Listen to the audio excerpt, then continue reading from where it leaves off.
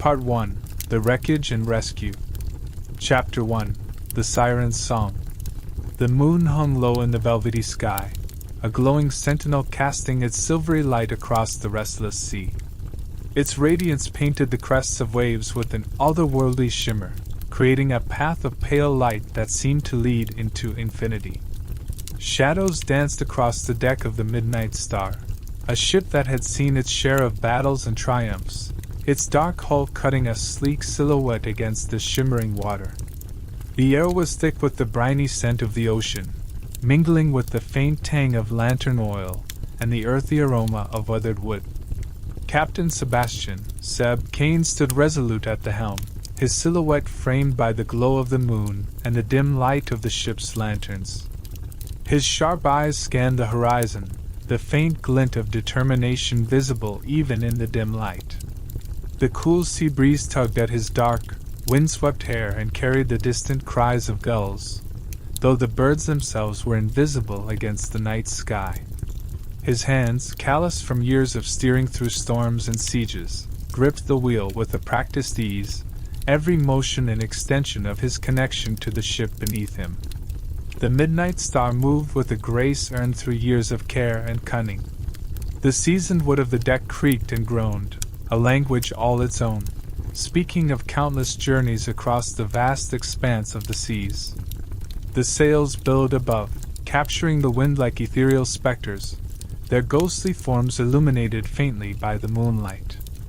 Each snap of the canvas sent ripples of sound through the night, a harmony of ship and sea, a melody known only to those who called the ocean their home. Below, the crew moved with a precision born of familiarity and trust. Each sailor carried out their duties with purpose, their movements choreographed like a well-rehearsed dance. Boots thudded softly against the planks, ropes strained and groaned as they were tightened, and orders were exchanged in hushed voices that carried just above the gentle roar of the waves. These men and women, bonded by years of shared adventures and danger, knew their roles well, their loyalty to their captain and to each other unshakable. The sea itself was a living entity, shifting and writhing beneath the hull as if it sought to test the mettle of the crew. Waves rose and fell, crashing against the sides of the ship with a force that sent mist spraying into the night air. The rhythm of the ocean was both chaotic and strangely soothing, a duality that mirrored the life of those who dared to make their living upon it. To them, the sea was both a ruthless adversary and a nurturing mother, giving and taking without discrimination. Seb's gaze shifted briefly upward to the stars, their light distant and cold, yet strangely comforting. They had guided countless sailors before him, and would guide countless more after. To Seb they were more than just points of light. They were markers of freedom and destiny, a reminder of the vast world that lay beyond the horizon. Tonight they seemed to wink at him, as if sharing a private jest, their silent presence a constant companion in his endless journeys. A sudden gust of wind tugged at the ship, causing the sails to snap taut and the rigging to groan. Seb adjusted the wheel instinctively, his body moving with the rhythm of the ship.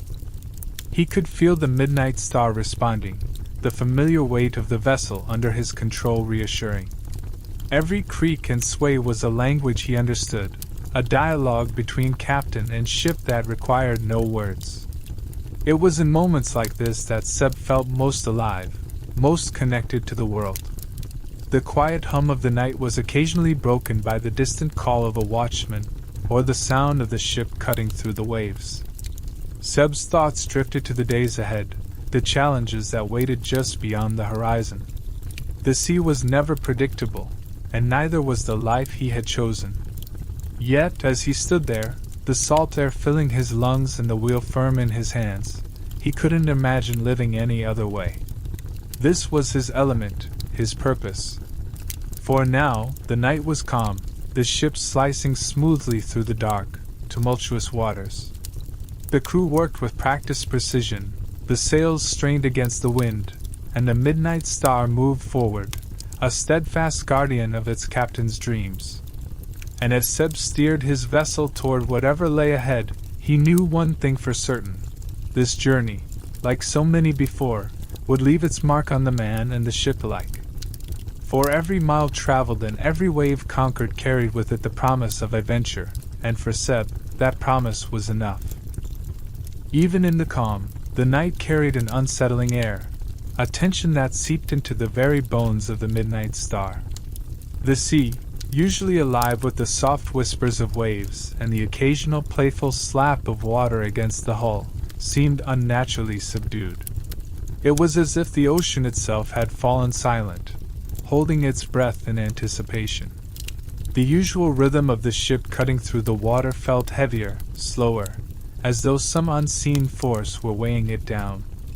Seb's sharp eyes scanned the horizon, but the inky expanse betrayed nothing, the vast emptiness unnervingly still. The wind, typically a sailor's ally, had taken on an eerie quality.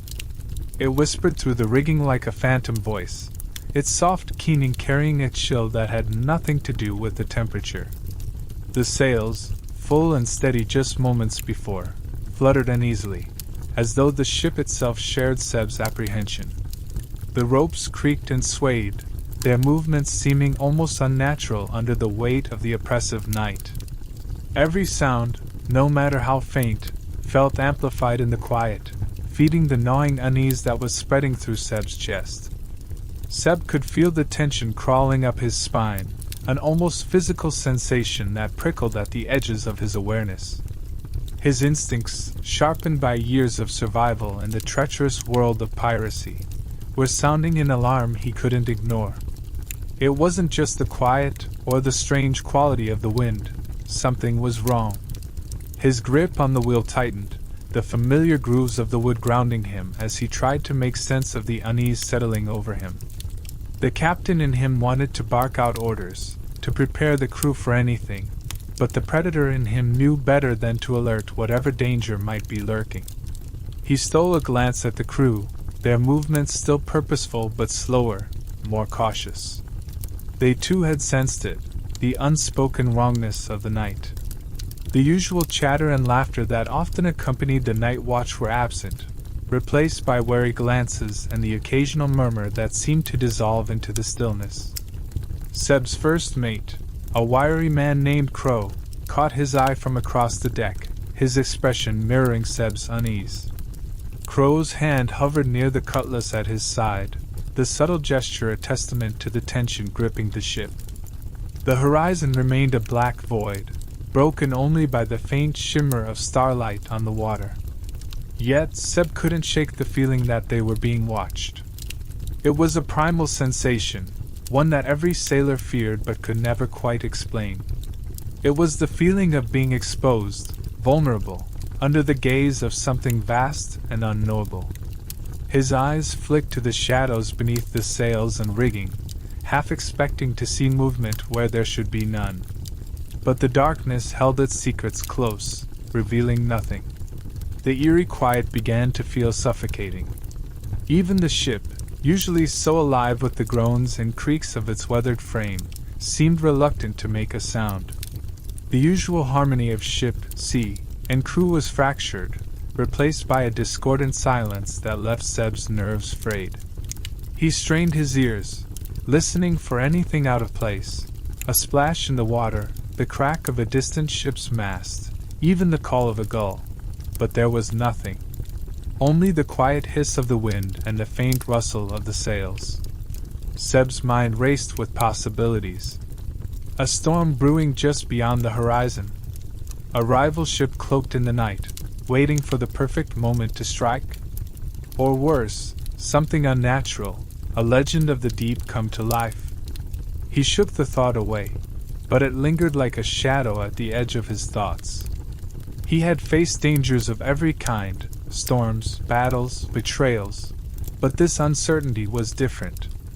It wasn't something he could fight or outmaneuver, at least not yet. The ship seemed to slow further, as if hesitating, though Seb knew it was only his imagination. Still, the weight of the moment pressed down on him, making every breath feel heavier.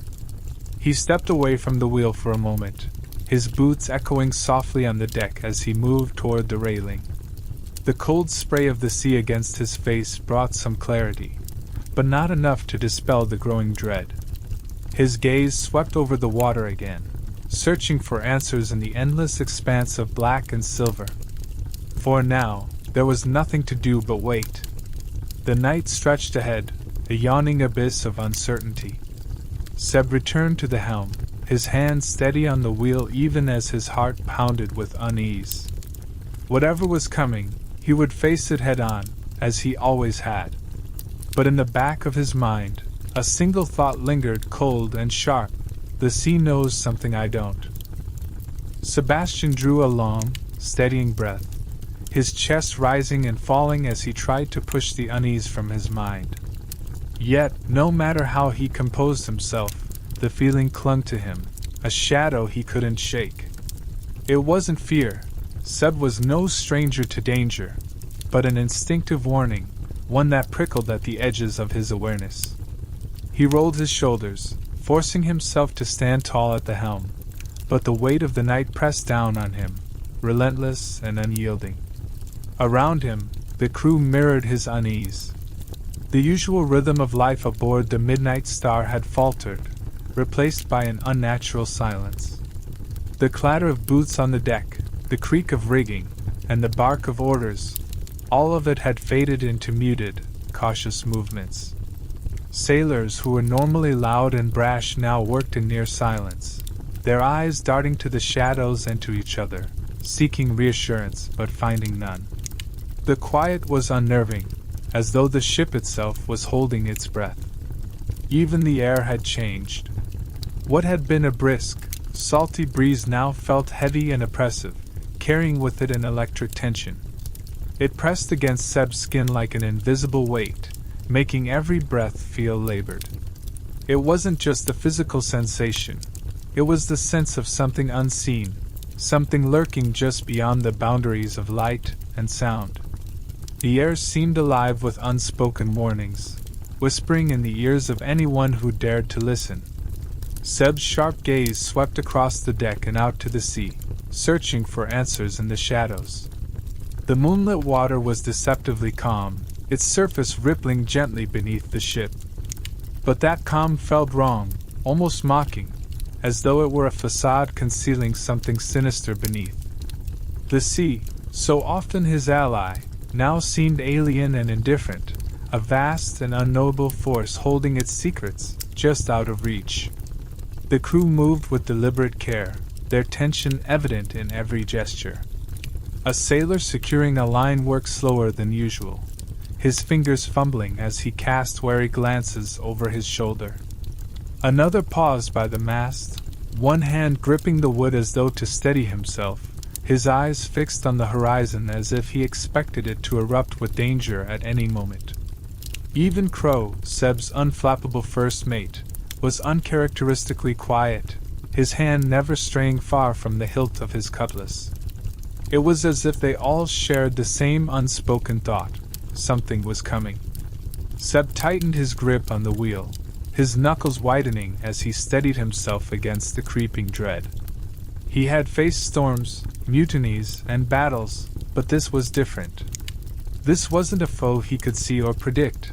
It was a feeling, a weight in the air that defied explanation.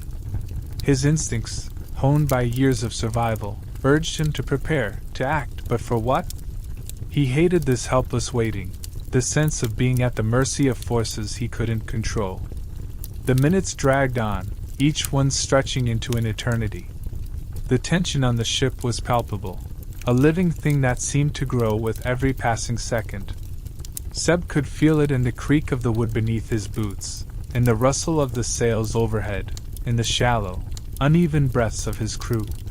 The oppressive silence was almost too much to bear, but no one dared break it, as though even a whispered word might invite disaster. Seb's mind raced, cycling through possibilities. Was it a rival ship stalking them in the dark, waiting for the perfect moment to attack? Or was it something more elusive, more primal, a force of the sea itself, rising to remind them of their fragility? He glanced skyward at the stars, their distant light offering little comfort. They had always been his guide, his constant companions, but tonight they felt cold and indifferent, as though they, too, were waiting for something to unfold. As the ship pressed forward into the unknown, Seb felt a grim resolve settle over him. Whatever lay ahead, he would face it, as he always had. But deep down, he couldn't ignore the gnawing sense that this was no ordinary night. The sea held secrets, and tonight, it felt as though it was on the verge of revealing one, whether they were ready or not. Seb's gaze darted to the crow's nest, his eyes narrowing as he tried to make out Oliver's silhouette against the star-strewn sky. The young sailor stood frozen, his rigid posture stark against the usual confidence he carried. The unease in Oliver's voice was unmistakable, sharp and raw. "What is it, Oliver?" Seb called, his tone even but firm, though a flicker of unease crept into his chest. The atmosphere aboard the Midnight Star had already been tense, but now it felt charged, like the air before a storm. I don't know, Captain," Oliver stammered, his voice carrying down from above. "It's like a fog or mist, but it's not moving right." He paused, as if struggling to put words to what he saw. "It's almost as if it's alive." His words hung in the air, heavier than the night itself. A ripple of murmurs spread among the crew, the sound like a low tide rushing through the ship. Even the most seasoned sailors exchanged wary glances, their unease mirroring the captain's. Seb turned his eyes to the horizon, his sharp gaze scanning the dark expanse. The sea was vast and deceptively calm, but Oliver's description sent a chill down his spine. At first, he saw nothing, just the endless, inky blackness of the water meeting the star-speckled sky. But then, faintly, he caught sight of it, a shifting mass on the horizon. It wasn't quite fog, nor was it a cloud. It moved unnaturally, its edges curling and twisting as though guided by an unseen hand. His knuckles whitened as his grip on the wheel tightened. "Crow!" he called to his first mate, his voice low but commanding. Crow appeared at his side in an instant, his usual calm demeanor unchanged, though his sharp eyes quickly found the anomaly ahead. "Get the men ready," Seb ordered, his tone leaving no room for argument. Quietly. "I don't want panic, but I want them prepared." Crow nodded and moved swiftly, barking low, efficient orders to the crew as the tension aboard thickened. The strange mist, or whatever it was, continued to draw closer. It pulsed faintly, almost as if it were breathing, and the way it danced across the water made Seb's stomach twist. It defied the natural rhythm of the waves, gliding smoothly while the sea beneath it churned. He didn't need to say anything for the crew to sense his apprehension. They worked in grim silence, each man and woman instinctively reaching for weapons or tools that might serve as defense against whatever this was. Seb's mind raced with possibilities, each one more unsettling than the last. Was it some strange weather phenomenon? A trick of the light? Or something far more dangerous, something beyond the natural world? He had spent years scoffing at sailors' tales of ghost ships and sea spirits, but now, with the mist shifting unnaturally before him, he wasn't so sure. His instincts, honed through years of survival, screamed at him to turn back, but Seb Kane was not a man to run from the unknown. Oliver's voice interrupted his thoughts again, trembling but clear. "It's getting closer, Captain." Faster now. The words sent a shiver through Seb, though his face remained stoic. The strange mass was indeed accelerating, its movements unnerving in their intent. Seb could feel the collective fear of his crew behind him, their breaths held as if releasing them might draw the mist's attention. The ship itself seemed to creak louder in the oppressive quiet, the sails whispering against the unnaturally still air. "Hold steady," Seb commanded, his voice cutting through the tension. "We face it head on. No running." He knew his words were as much for himself as for his crew. If they turned tail now, they'd be at its mercy, whatever it was. Better to meet it with courage, to stand firm in the face of the unknown. Still, the unease gnawed at him, the pit in his stomach growing heavier with each passing moment. As the mist loomed nearer, it became clear that this was no ordinary phenomenon. Shapes seemed to shift within it, flickers of movement that disappeared as soon as they were noticed. Seb's jaw tightened. Whatever this was, it wasn't natural, and it wasn't friendly. He glanced at Crow, who stood by his side, his cutlass drawn, and gave a single, resolute nod. Together, they prepared to face whatever the sea had decided to throw their way. There was no turning back now. Seb's fingers tightened around the wheel until his knuckles turned white, the polished wood groaning faintly beneath his grip. The weight of command bore heavily on his shoulders as he stared into the encroaching mist, the unnatural shroud moving with a purpose that sent shivers up his spine. The sea was no friend to the careless or the complacent, and Seb knew better than most how quickly it could turn treacherous. He began to sift through his thoughts, weighing their next move, but any semblance of strategy was interrupted by the faintest sound drifting through the air. At first, he thought it was the wind, whispering through the rigging in its usual mournful way. But as he listened, he realized this sound was different, softer, sweeter. A melody, faint but undeniable, seemed to seep out from the mist itself, carried on the breeze like a secret meant only for them. Seb's brow furrowed, his pulse quickening as the haunting notes wrapped around him, light as spider silk. It was unearthly, impossible to ignore, and its very presence felt like a warning. The music grew louder as the ship pressed forward, each note resonating deeper within him. It wasn't just a song, it was a presence, alive and beckoning. The melody was rich, filled with a beauty so profound it ached, yet there was something beneath it, a darkness, a subtle menace that set his teeth on edge. Seb shot a glance at his crew, and the unease etched into their faces mirrored his own. Men and women who had laughed in the face of cannon fire now stood frozen, their expressions a mixture of awe and fear. Seb swallowed hard, trying to shake the spell that seemed to be settling over them all. "Steady!" he barked, his voice cutting through the rising tension like a blade. It wasn't much, but it was enough to jolt the crew into action. They tore their eyes from the mist and returned to their tasks, though their movements were slower, their focus fractured. Even Crow, ever unflappable, stood with his hand on his cutlass, his jaw clenched as if trying to fight off the song's allure. The melody persisted, growing richer, more intricate, as though the mist itself were an orchestra. Seb couldn't ignore the pull it had on him, the way it seemed to wrap itself around his very soul, tugging at memories and emotions he thought long buried. It whispered promises of warmth, of rest, of things he'd long since abandoned in the name of survival. But beneath the beauty, there was a cold, insidious undercurrent, a promise of ruin cloaked in sweetness. The crew wasn't faring much better. One by one, they began to falter, their hands slowing on ropes and pulleys as they turned toward the mist. Seb saw the distant look in their eyes and knew the song was working its way into them, breaking down their defenses. He cursed under his breath, his mind racing for a way to snap them out of it. "Crow!" he barked. "Keep them moving.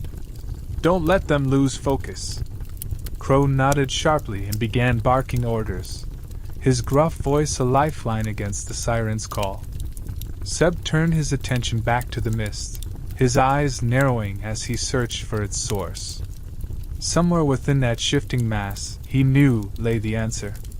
But the closer they drew, the harder it became to think.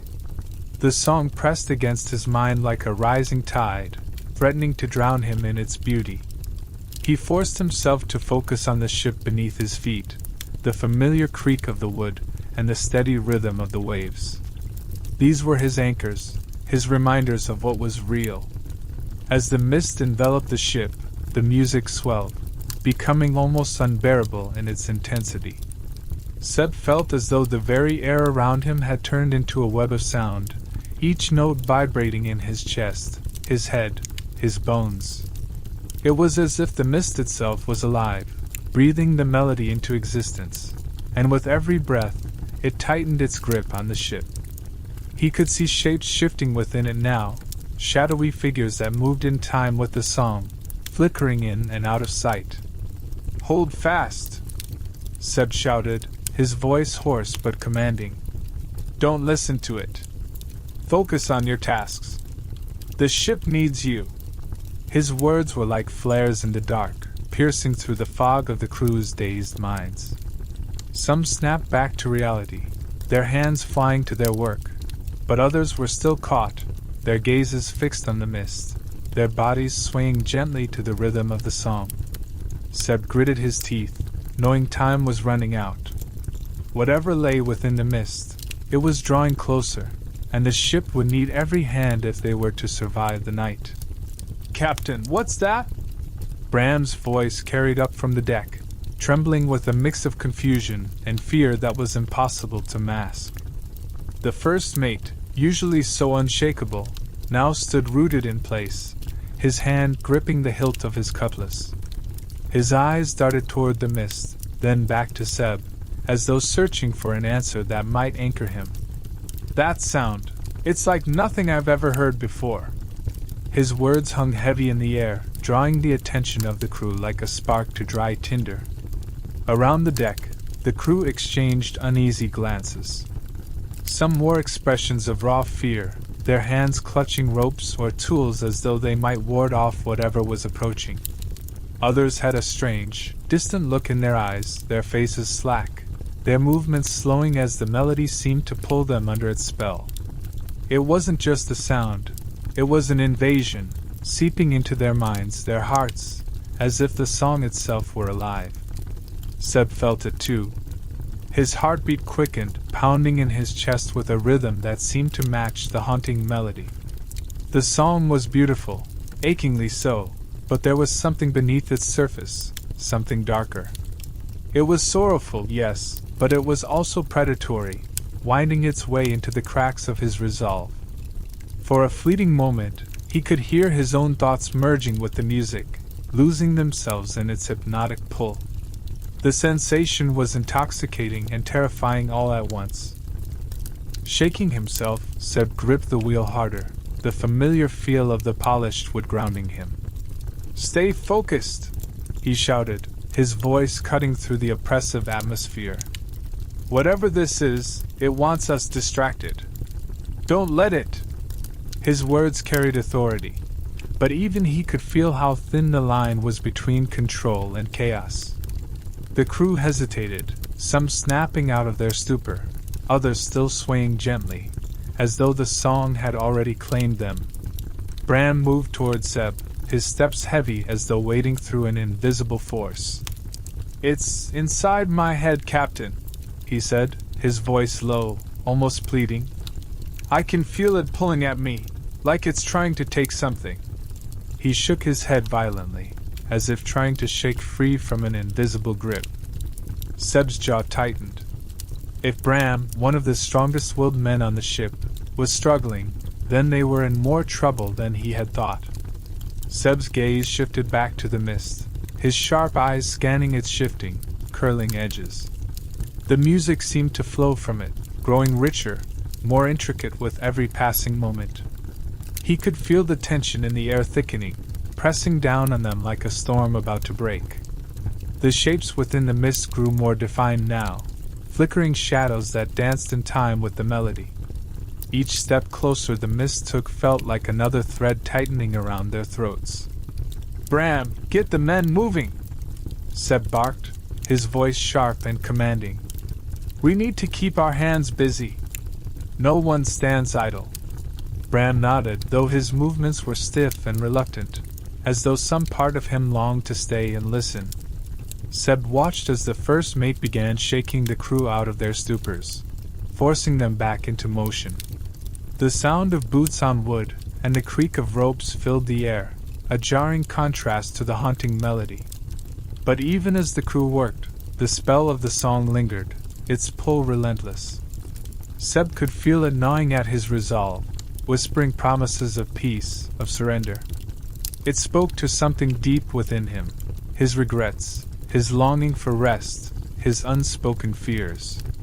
He clenched his jaw, forcing himself to focus on the ship beneath him, the weight of his responsibility keeping him anchored. Whatever this was, he would not let it claim them. The mist crept closer, curling around the bow of the ship like a predator stalking its prey. Seb could see the shadows more clearly now, humanoid figures that moved with an unnatural grace, their forms half hidden by the swirling fog. His stomach churned as the realization settled over him. This was no natural phenomenon. Whatever lurked within the mist was alive, and it was coming for them. "No," Seb muttered under his breath, his voice tight with determination. His knuckles whitened as he gripped the wheel, fighting against the pull of the haunting melody. It clawed at his resolve, tempting him to let go, to give in. But Seb knew better. This was no gift from the sea, no ethereal beauty meant to soothe weary sailors. It was a trick, a trap laid out in perfect harmony to ensnare them. With a sharp exhale, Seb slammed his palm down on the wheel, the crack of flesh meeting wood reverberating across the deck. The sudden noise was jarring, a small but necessary act to pull himself from the fog clouding his mind. His jaw clenched, and he forced himself to act, to reclaim control of the situation before it was too late. "Hold steady!"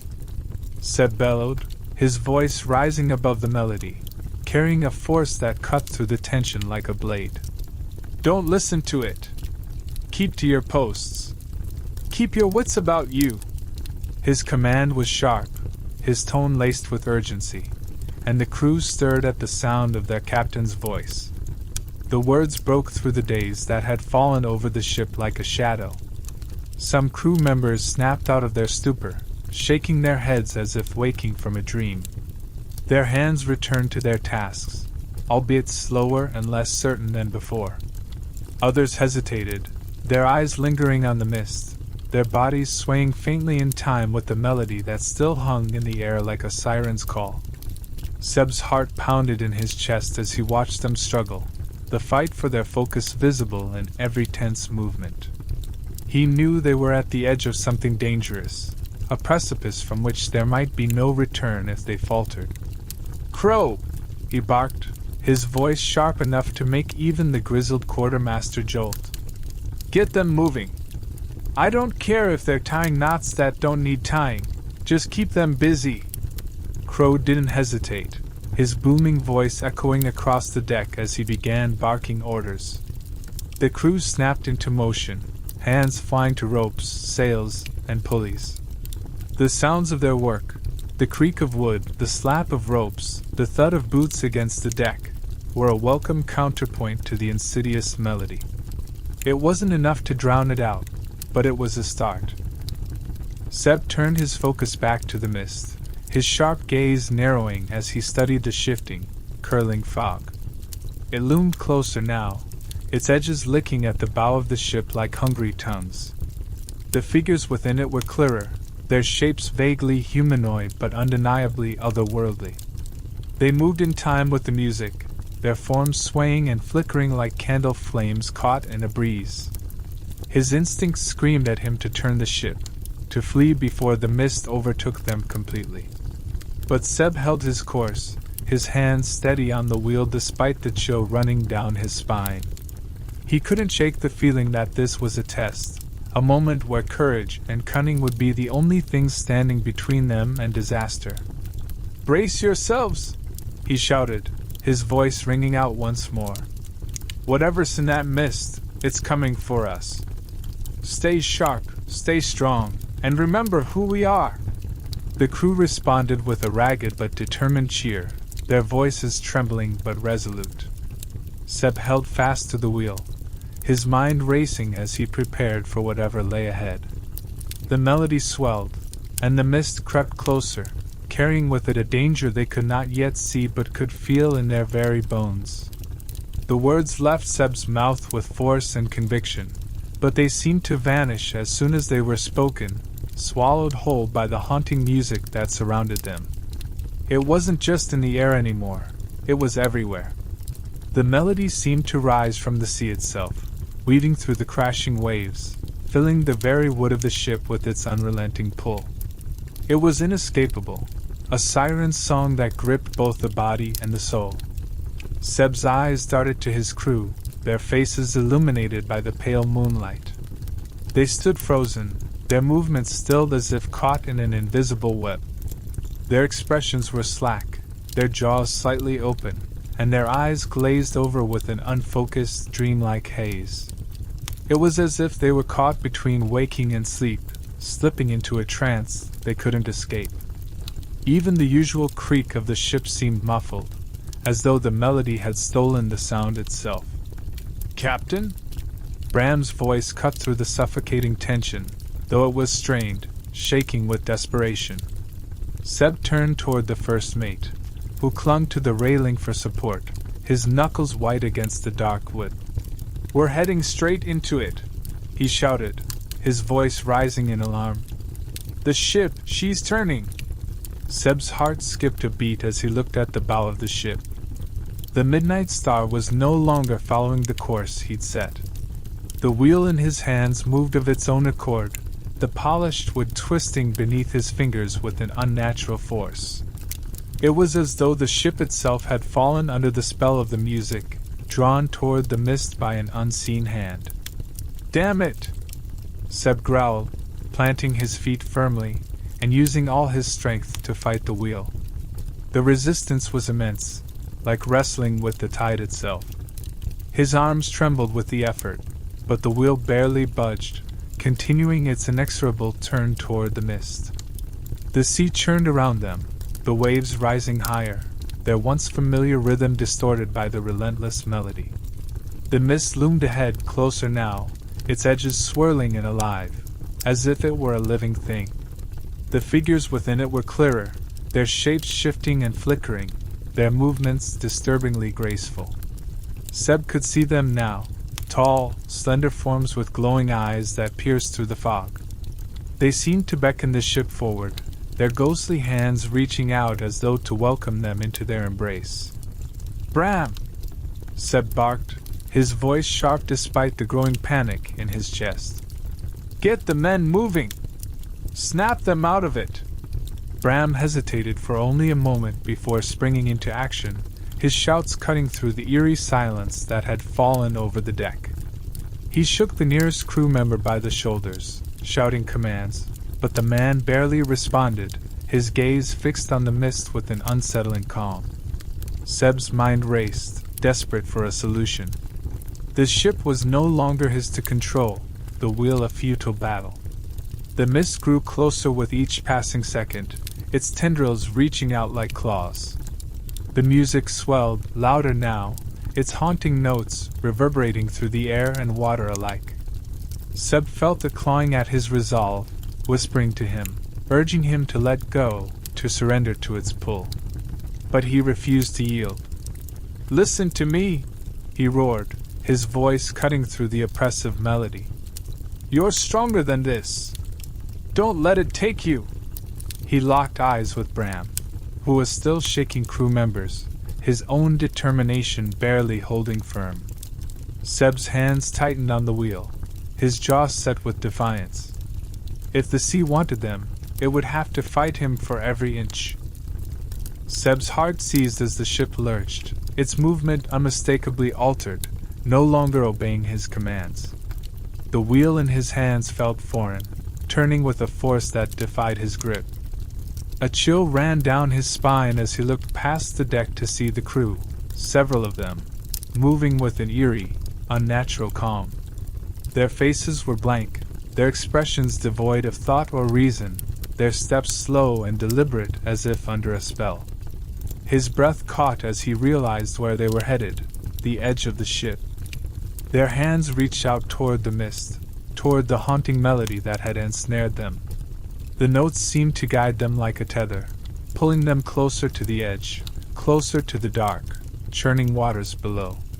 Seb's gaze darted to one of the sailors, a man named Elias, who had always been steady and reliable. Now, Elias's face was slack, his lips faintly moving as though humming along with the music. He stepped up to the railing, his foot lifting as if preparing to leap. "Elias!" "No!" Seb's voice was sharp and commanding, but it barely seemed to register. He abandoned the wheel and rushed forward, his boots pounding against the deck. Grabbing Elias by the shoulders, Seb yanked him back with all his strength. The man stumbled but didn't resist, his body pliant and unresponsive, his eyes still fixed on the mist. Seb shook him violently, shouting, "Wake up! Snap out of it!" But Elias's gaze didn't waver, the music's hold too strong. Behind him, Seb could hear the muffled shouts of First Mate Bram, who was frantically trying to corral the other crew members. "Hold them back!" Bram roared, his voice cracking with desperation. The deck was chaos, sailors swaying toward the edges as though in a trance. A few had already climbed onto the railings, their bodies silhouetted against the misty glow. Seb's heart pounded as he shoved Elias into the arms of another sailor who still seemed partially lucid. The melody swelled, its haunting beauty saturating the air, each note digging deeper into the crew's minds.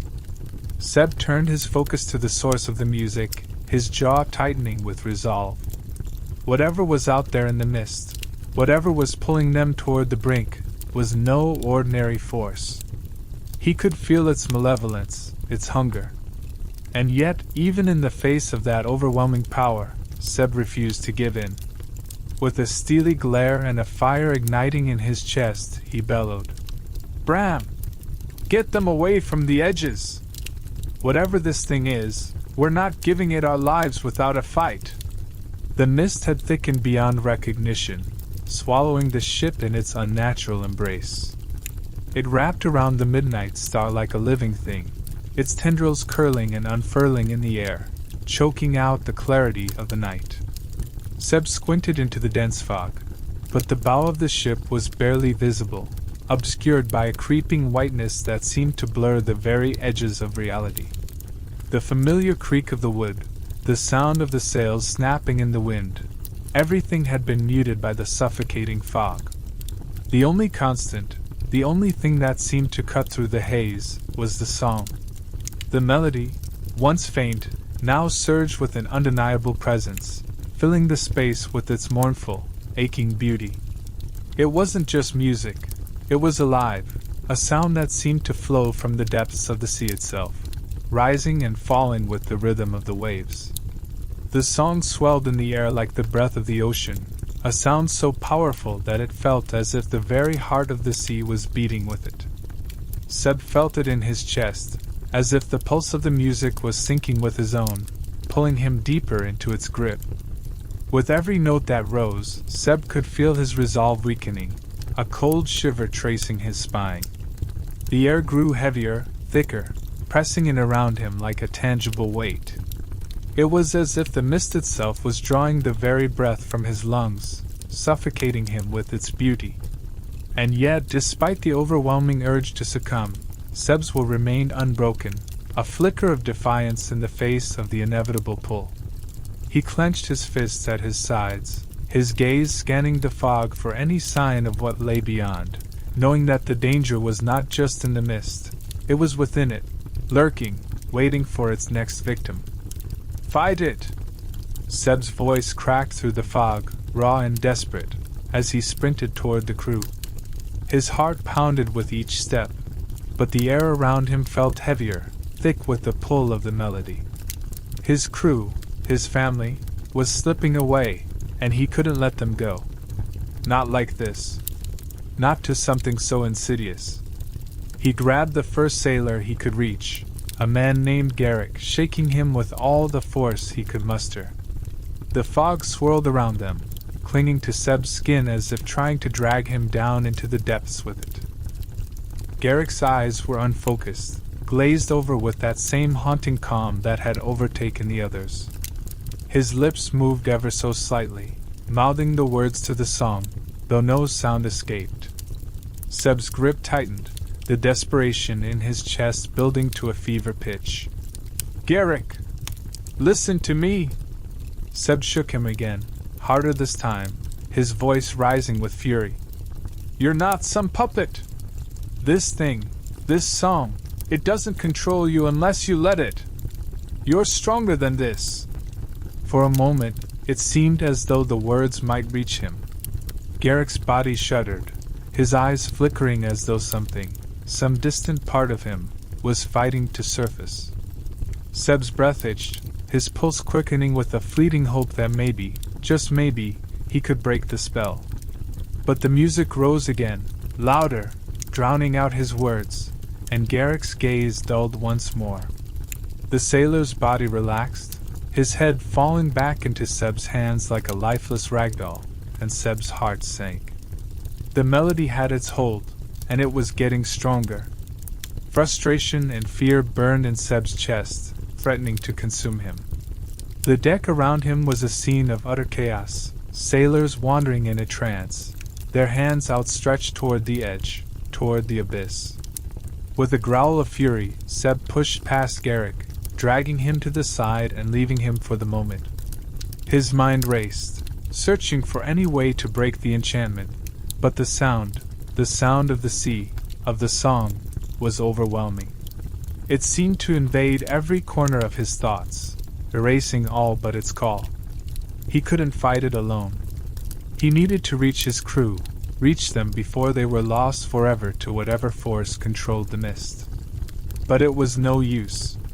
Seb's grip tightened on the sailor's shoulders, but the man's eyes remained glassy, unfocused, like a doll whose strings had been cut. His body moved with a slow, dreamlike quality, as though his mind had already surrendered to the pull of the mist. The sailor's gaze shifted toward Seb, and though his lips barely parted, his words were clear, carried on the unnerving, hypnotic rhythm of the music. "It's beautiful, Captain. She's calling." The words sent a chill through Seb's bones, far colder than the mist itself. His heart skipped a beat as the realization hit him like a blow. The crew, his crew, were no longer in control of their own actions. They were falling, one by one, to the call of the sea, to whatever sinister force lay hidden in the fog. The man's faint smile, serene and otherworldly, made Seb's blood run cold. It wasn't just the fog or the song, it was a power, ancient and malicious, and it was sweeping through his ship, claiming his crew like a tidal wave. Seb jerked the sailor away from him, trying to focus his mind, but his thoughts were clouded. He could see others in the distance, moving like sleepwalkers, their eyes vacant and drifting. They were all succumbing to the same fate, drawn toward the edge of the ship as though guided by invisible strings. He spun, his mind racing, the enormity of the situation dawning on him. He couldn't let them fall like this. He couldn't lose them, not without a fight. "Get away from the edge!" Seb roared, his voice hoarse, almost breaking as he shouted over the rising swell of the melody. His eyes darted frantically around the deck, scanning for anyone who might still be able to fight back. But the music, that haunting melody, was everywhere now. It seemed to seep into his very bones, growing louder with each passing second, making his head throb in time with its pulse. His crew, his brothers and sisters of the sea, were slipping away, and he couldn't reach them in time. His heart hammered in his chest as he shoved through the fog, his hand brushing against the wheel to steady himself. Every inch of the ship seemed to vibrate with the song, the air thick with the oppressive weight of its call. He felt the pull, too, felt the dangerous allure of the mist's whisper. It beckoned, seductive and cold, like a memory long forgotten, a part of him yearning to succumb. But he fought it, gritted his teeth against the feeling, forcing his mind to stay focused. He had to act. The crew needed him now more than ever. His mind raced with possibilities, but nothing seemed viable. The fog was too thick, the song too powerful. They were all trapped in this invisible snare, caught between the pull of the sea and the fog. Seb felt the weight of his crew's lives pressing on him, a burden he wasn't sure he could carry. But there was no time to doubt. He had to find a way to break the spell, to tear them away from the abyss. "First mate!" Seb shouted, pushing through the fog to find Bram. "We need to break this hold, now!" He barely heard his own words over the song, but he knew Bram would understand. Bram, who had stood by him through countless battles and storms, would never let the crew fall like this. Seb couldn't afford to think about what might happen if they didn't succeed. The deck was chaos. Crew members were still walking toward the edges, their faces slack, their movements unnervingly graceful. Seb had seen this before in the eyes of men doomed by the sea, their souls lost to the call of some deep, unspoken desire. This, though, was different. This wasn't the will of the ocean, it was something else. Something far darker. Seb's hand clenched around the hilt of his cutlass, his mind sharpening with determination. With every breath, every second that passed, Seb knew they were running out of time. The fog closed in tighter, the music growing louder, threatening to consume them all. Seb's thoughts crystallized with a single, desperate resolve. He had to break the hold of the sea. He had to break the song.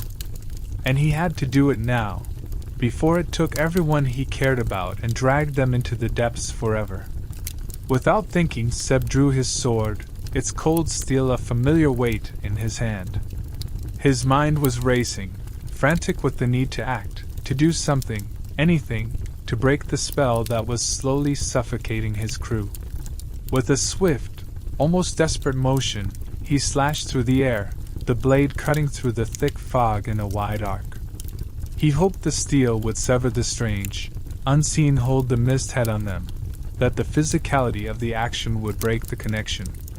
But the song, oh, the song, pressed against his mind with an unrelenting force, an invisible wall that resisted his every thought, every movement. It wasn't just the fog or the sea, it was the music itself, pushing back, fighting him at every turn. The weight of it all pressed in on Seb, his limbs heavy, his thoughts slower than they should have been. The fog, thick and cloying, seemed to thicken around him, like it was wrapping itself around his very soul. It wasn't just a physical barrier, it was an emotional one, too, feeding his doubts, pulling at his fears. The sea whispered in his ear, its voice a constant hum in the back of his mind, coaxing, promising things that should never be trusted. Words without sound, promises without substance, it wrapped around his thoughts like a noose. He could feel the cold, familiar allure of the sea tugging at him, whispering that it could give him peace, freedom from this fight, if only he would let go. But Seb wouldn't let himself yield. Then, through the fog, a flash of pale skin caught his eye. For a moment, he thought it was a trick of the mist, something his mind had conjured under the weight of the song. But then he saw it again, a figure, half submerged, gliding effortlessly across the water, her movements ethereal, almost otherworldly. She was like an apparition, her form barely solid, as though she were made of the mist itself, woven into the fabric of the fog. Her long, flowing hair cascaded behind her like liquid silver, glowing faintly in the dim light, catching the faintest gleam of the moonlight. Every movement was graceful, too graceful, as though she were part of the very sea itself, not just a creature upon it. Seb's breath caught in his throat, and for a split second he froze, his sword still raised mid-swing, forgotten. Her eyes, those eyes, locked onto his with an intensity that froze him in place.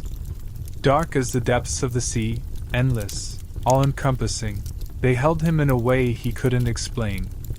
It was as if she could see straight through him, piercing his very soul with a gaze that felt both intimate and infinite at once. For a moment, he couldn't breathe, couldn't move, as if her eyes were the only thing left in the world, drowning out everything else. It wasn't just her gaze that stopped him. It was the weight of what it represented, something ancient and powerful, something that didn't belong to the mortal world. The moment stretched on, far longer than it should have, the world around him fading into a blur. The mist seemed to shift, swirling around the figure, as if it were part of her, as if she were the source of the fog itself. The air grew colder, and the music, so sweet, so sorrowful, grew louder in his ears, carrying with it a strange, compelling rhythm. Seb could feel it, feel the pull of it, like a tide threatening to pull him under. His heart pounded in his chest, beating in time with the song, each thrum a reminder that he was teetering on the edge of something he didn't fully understand, something he wasn't sure he could resist. Seb tried to shake himself out of his stupor, his mind screaming at him to act, to move, to break the trance. His grip on his sword tightened, and he fought to lift it, to do something, anything, that might sever the connection between him and the creature, between him and the spell she was weaving. But it was like moving through molasses, his body sluggish and uncooperative. The figure in the water didn't move closer, yet somehow, her presence felt suffocating, like she was slowly filling every space around him with her energy, with the weight of the sea itself. Her gaze never wavered, and for a moment, Seb thought he saw something flicker within her eyes, something dark, something ancient that echoed the depths of the ocean itself. It was a call, a summons, an invitation to join her in the water, to give in to the pull of the sea, to let go of the fight. He felt the temptation, the hunger in that gaze, and it made his chest tighten.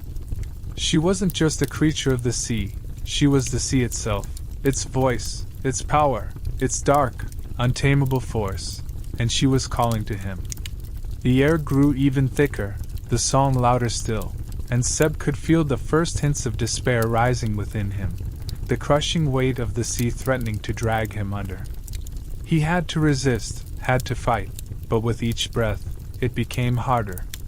The woman's gaze was like a pull on his very soul, a deep, unrelenting current threatening to sweep him away. Seb felt the music entwining with his thoughts, and for a fleeting moment, he wondered if he was already lost, if he could ever truly escape the sea's grasp. She was beautiful, and possibly so. The ethereal glow of the moon seemed to amplify her every feature, casting a silver sheen over her pale skin, making her appear both unreal and irresistible. Her form glided across the water, her movements smooth and fluid, like the ocean itself had shaped her, had made her from the very tides and currents that defined its depths. Every strand of her long, silken hair shimmered in the moonlight, undulating like waves in the open sea. The mist seemed to part around her, as though it recognized her power, her presence, giving her the space to be something otherworldly. She was not just a creature of the sea, she was the sea, embodied, made flesh and bone, and her beauty was a siren's weapon, a lure to tempt and draw in the unwary. As she moved closer, the song, no, the siren's song, grew louder. What had once been a soft whisper in the distance now filled the air, filling every corner of Seb's mind with its haunting melody. It wasn't just a tune, it was a command, an irresistible force that wrapped itself around his thoughts and pushed aside everything else. Each note was a thread, weaving through his consciousness, tugging at something deep within him, something primal. The song was like the sea itself, unpredictable, beautiful, and dangerous. It carried with it promises of freedom, of release, of the kind of peace that only the ocean could offer. It was the sea's voice, speaking directly to him, and it was impossible to ignore. Her lips parted slightly, the movement so subtle, yet it sent a shiver through Seb's entire body. Even though her mouth barely moved, the words that followed echoed clearly in his mind, as if the siren's voice had slipped directly into his thoughts. "Join me," she seemed to whisper, the words laden with an unspoken promise. It was a beckoning, a pull that tugged at his very soul, drawing him closer to the water, to her. She was offering him something that felt both dangerous and alluring. The pull was undeniable, like the current of the ocean pulling him toward an abyss he knew he shouldn't enter, but could not resist. "Come to me, Captain," the voice whispered again, though this time it was clearer, more direct. The siren's voice was sweet like honey, but it was also thick with an underlying command, a demand that could not be denied. Her gaze locked onto him with an intensity that felt like a physical force, a pressure on his chest, a weight in his lungs. Every word she spoke seemed to burn itself into his consciousness, etching a message deep into his thoughts. She wasn't just inviting him, she was summoning him, calling him to her, calling him to the sea, to join her in the depths where she ruled, where she and the water became one. The sea seemed to rise around her as she spoke, its waves swelling in time with the rhythm of her song, as though they were her instruments, amplifying her voice, magnifying the allure. Seb could feel the weight of the water pushing against him, like it was alive, like it was trying to pull him toward her, toward the depths where she lived, where the song came from. There was a tension in the air now, a heavy pull that was both terrifying and alluring. His body reacted instinctively, his feet shifting slightly, his fingers twitching, almost as if they wanted to let go of the sword that still hung loosely in his grip and reach for her, to give in to the pull of the sea. But no. He had to fight it. He had to resist.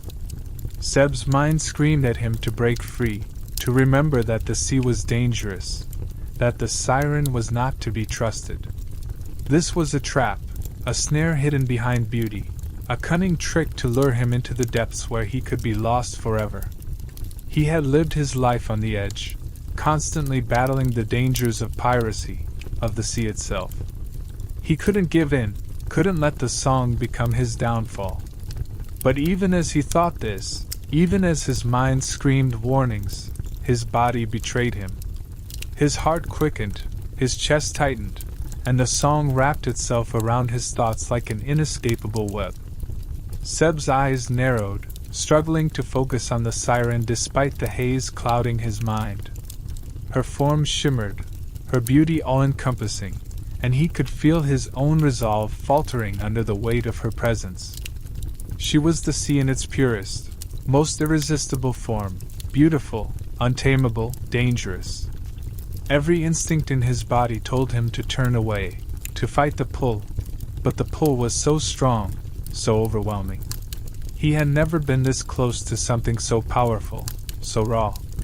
She was everything the sea had ever been, beautiful, wild, and deadly, and she was offering him a chance to become part of it.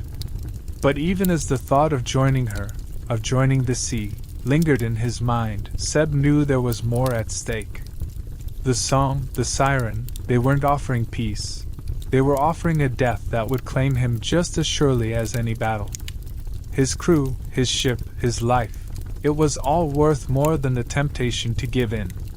He fought against the urge to step forward, fought to silence the song that tugged at his very soul. The siren's voice grew louder, more insistent, but Seb clenched his jaw, tightening his grip on his sword. He wouldn't succumb to her call. He couldn't. Seb's head spun, his mind clouded by the weight of the siren's song. It felt as though the very air around him was thick with it, each note a heavy chain pulling him down into the depths. His limbs were sluggish, unresponsive, as if they were sinking beneath the weight of the melody. His heart pounded in his chest, each beat echoing in his ears, a reminder of how much he was losing control. The air smelled like salt and fog, and the mist seemed to press in from all sides, its oppressive weight making it difficult to breathe, difficult to think. Yet, despite the overwhelming sensations clouding his senses, there was something deep within him, a flicker of defiance, that refused to die. It was a small thing, but it was enough to keep him anchored, to keep him fighting against the pull of the sea. He gritted his teeth, forcing himself to push through the haze. Every fiber of his being screamed to give in, to let the siren's voice consume him, to succumb to the sea and its dark promise. But his mind screamed louder, his crew, his ship, his life, they were all on the line. He could not let them go, not like this. Not to this creature who sought only to take, to drown, to steal them away into the abyss. His hand tightened around the hilt of his sword, its cold steel a reminder that he still had power, still had control. He would not let her win. He would not let this be the end. Seb took a steadying breath, summoning every ounce of strength he had left. He couldn't let himself be paralyzed by the song, couldn't let the mist cloud his judgment any longer. With a mighty roar, he staggered forward, his muscles protesting the movement, the weight of the fog pushing against him. His sword, gleaming in the dim light, swung through the air, cutting through the mist with a powerful arc. The sound of the blade slicing the fog was like a burst of light, a small victory against the darkness that threatened to consume him. "No!" Seb's voice rang out, hoarse and raw with determination, as he called back to his crew, to himself. He would not fall. Not here, not now. The song faltered, a brief, almost imperceptible crack in its relentless melody. Seb's heart surged with a flicker of hope, a fleeting victory in the face of overwhelming odds. But as the mist seemed to writhe, the song didn't stop. It only grew louder, more insistent, the power behind it even greater than before. It was as though the siren herself was feeding off his defiance, using it to fuel the song, to push back harder, to pull him closer. Seb's resolve wavered for a moment as the music filled his head again, drowning out everything else.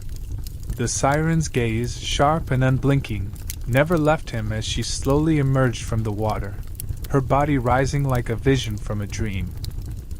As the mist parted, Seb could see her more clearly now, and the sight made his breath catch in his throat.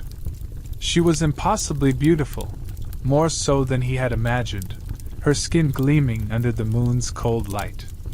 Her face was the epitome of allure, but it was her eyes, dark and endless like the ocean depths, that held him in place. They were full of something ancient, something predatory. She wasn't just a creature of the sea, she was its embodiment, its very essence. As she rose higher from the water, her body took on a grace that seemed to defy the laws of nature. Every movement was fluid, mesmerizing, as though she had been born from the waves themselves. Her long, silver hair swirled around her like water, cascading in silky waves that seemed to shimmer with an unnatural light.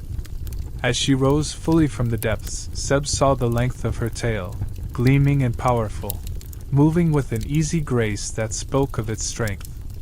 The siren's tail flicked through the water with effortless precision, a weapon in its own right. She moved with the confidence of someone who knew her power, who knew the effect she had on those who gazed upon her. It was the sea made manifest, a force of nature, wild and untamed, a predator in its purest form. The siren's voice, which had been a soft whisper before, now filled the air with a new power. It was no longer just a song, it was a force, a wave of sound that resonated through the very bones of the ship. Each note seemed to ripple through the wood, through the metal, vibrating in Seb's chest, making his heart race faster. The song had become an entity unto itself, its presence dominating everything around them. It was no longer just music, it was a command, an irresistible force pulling him, pulling them, deeper into its grasp. The promise of oblivion whispered with every note, a seduction so powerful it felt like a drowning. The crew, now fully under the song's sway, began to move again, their eyes vacant, their faces slack. One by one, they began to shuffle toward the side of the ship, their movements slow but deliberate.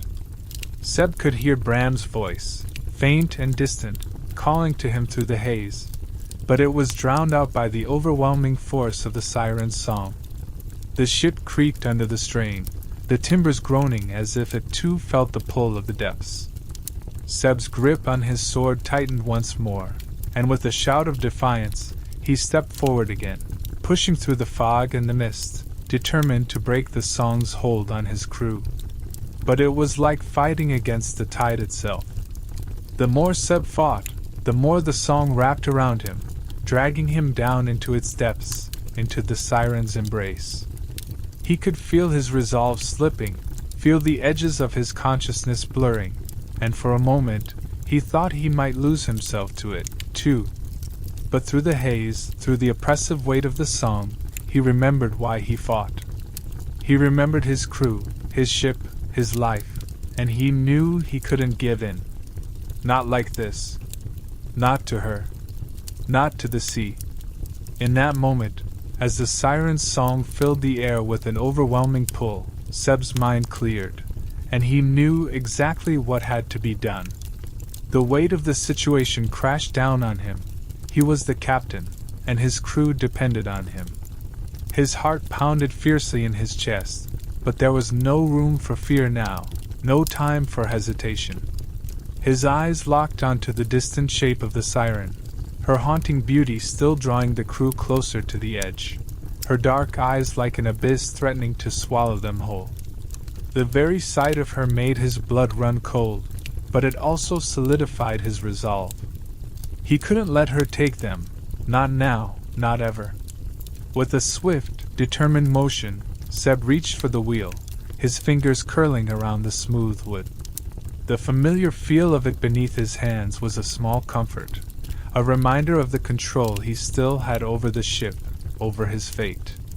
The mist pressed in around him, thick and suffocating, but he focused only on the task at hand. His crew was still in the grips of the song, their bodies moving of their own accord, their eyes vacant and distant. The fog felt like a living thing, a malevolent presence that was almost tangible, but Seb ignored it. He had no time for it now. He had one goal, to steer the Midnight Star away from the siren's call. His muscles strained as he pulled hard on the wheel, his body fighting against the force of the fog and the song that sought to drown him in its grip. Every movement felt like pushing through water, slow and heavy, but he didn't let up. The siren's gaze was still fixed on him, her lips curling into an almost imperceptible smile, as if she knew what he was trying to do. She was waiting, toying with him, knowing that every moment spent under her spell would make him weaker. But Seb didn't waver. His knuckles turned white from the strain, his hands slick with sweat, but he held on. The ship groaned beneath him, its timbers creaking in protest as if the vessel itself were resisting the change in direction. But Seb gritted his teeth and gave one final, powerful tug, turning the wheel with all his strength. The Midnight Star responded slowly at first, the rudder turning, and the ship's bow veering to the left. It felt like an eternity, as though the ship was locked in an invisible struggle with the very sea itself. Seb's heart raced faster as he saw the ship begin to shift, its course changing just slightly, but enough to pull them away from the dangerous allure of the siren. The wind shifted then, pushing against them with more force, the song threatening to swallow up everything once again. But with the ship's course now altered, Seb felt a glimmer of hope. The fog, which had seemed so thick, began to part ever so slightly, revealing the outline of the stars above. For the briefest of moments, Seb felt as though he could breathe again, the oppressive weight of the sea's song lightening, if only a little. But the siren was not about to let them escape so easily. Her song twisted in the air, pulling at Seb's thoughts, whispering promises of oblivion and peace. His grip tightened once more on the wheel as he fought against the urge to give in, to stop resisting. His body trembled with exhaustion, his arms sore from the effort, but he couldn't stop now. The crew was still in danger. His eyes scanned the ship, watching as some of the men stumbled forward, drawn by the siren's hypnotic call. He could see Bram, near the edge, his face blank, his hand outstretched toward the water. Seb's heart twisted at the sight, but he couldn't give in to the temptation to look away. His only focus was on the wheel, on steering them out of the danger. The Midnight Star lurched beneath him, its course shifting steadily as Seb's hands guided the ship away from the siren's pull. The sea's melody still reached out, still tried to claw at his mind, but Seb's resolve only grew stronger. Each inch the ship moved away from her was a victory, no matter how small. And with each movement, the mist began to recede just a little more. The fog seemed less suffocating, the song's power fading ever so slightly. Seb dared to glance at the siren once more, and for the first time, he saw the faintest flicker of frustration cross her face. She was not used to being defied, not used to her victims escaping her grasp. The siren's mouth opened again, but Seb didn't hear the words. Instead, he felt the weight of her gaze upon him, the pressure of the sea itself trying to pull him back into her orbit. But Seb didn't falter. He had made his choice, and he would see it through to the end. The midnight star groaned in protest one final time before she finally broke free, her bow now fully turned away from the siren and her deadly song. The mist parted fully now, and the stars above glimmered through the thinning fog. Seb allowed himself a brief, ragged breath, knowing they had only just escaped the siren's grasp. The siren's song faltered, its haunting melody shuddering and twisting into something more sinister. For the briefest of moments, the air was silent, as if the world held its breath. Then, the silence was shattered by a screeching wail, a sound so piercing and raw that it seemed to rattle the very bones of the midnight star. The siren's fury radiated through the air, her dark eyes narrowing as she watched the ship veer away from her pull.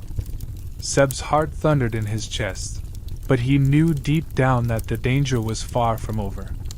The siren would not let them go so easily. She would fight to the very end to keep them within her grasp. Seb's grip on the wheel remained firm, though his arms ached with the strain. His gaze flickered toward the crew, and his heart clenched at the sight of them. The hypnotic spell was lifting, but the transition was not easy. They were waking, slowly emerging from the trance that had gripped them, their movements jerky and uncoordinated, as if they were struggling to remember who they were. Some stumbled to their knees, their faces blank, as though they had just risen from a nightmare. Others clung to the rails, their hands shaking as they fought to regain their senses, the weight of the siren's call still lingering in their minds. Seb could hear the faint groans of the crew as they tried to collect themselves, their breathing ragged. The mist was beginning to lift, but the threat of the siren's wrath hung heavy in the air. His pulse raced as he watched their struggle, but he knew there was no time to waste. The crew had to get below deck, away from the siren's reach, away from the lingering effects of her song. He could feel the pressure of time, the knowledge that every passing second brought them closer to being caught in her web again. Without hesitation, Seb's voice rang out, cutting through the confusion like a whip. "Get below deck! Everyone! Now!" His tone was sharp, filled with authority, but beneath it, there was a layer of desperation. He knew that if they didn't act quickly, they would be vulnerable to the siren's influence once more. His words seemed to have the desired effect. His crew, still dazed but slowly recovering, snapped into action. Some hesitated for a moment, their minds still fogged by the residual effects of the song, but the urgency in Seb's voice spurred them into motion. They scrambled toward the hatch, climbing over each other in their rush to escape the danger that still loomed over them. Seb's eyes flickered to the horizon, searching for any signs of the siren's movements. The mist was dissipating, but he knew it wasn't over. Not yet. The siren was still out there, and her fury was palpable. She would come for them, relentless and unforgiving, and Seb had no illusions about the danger she posed.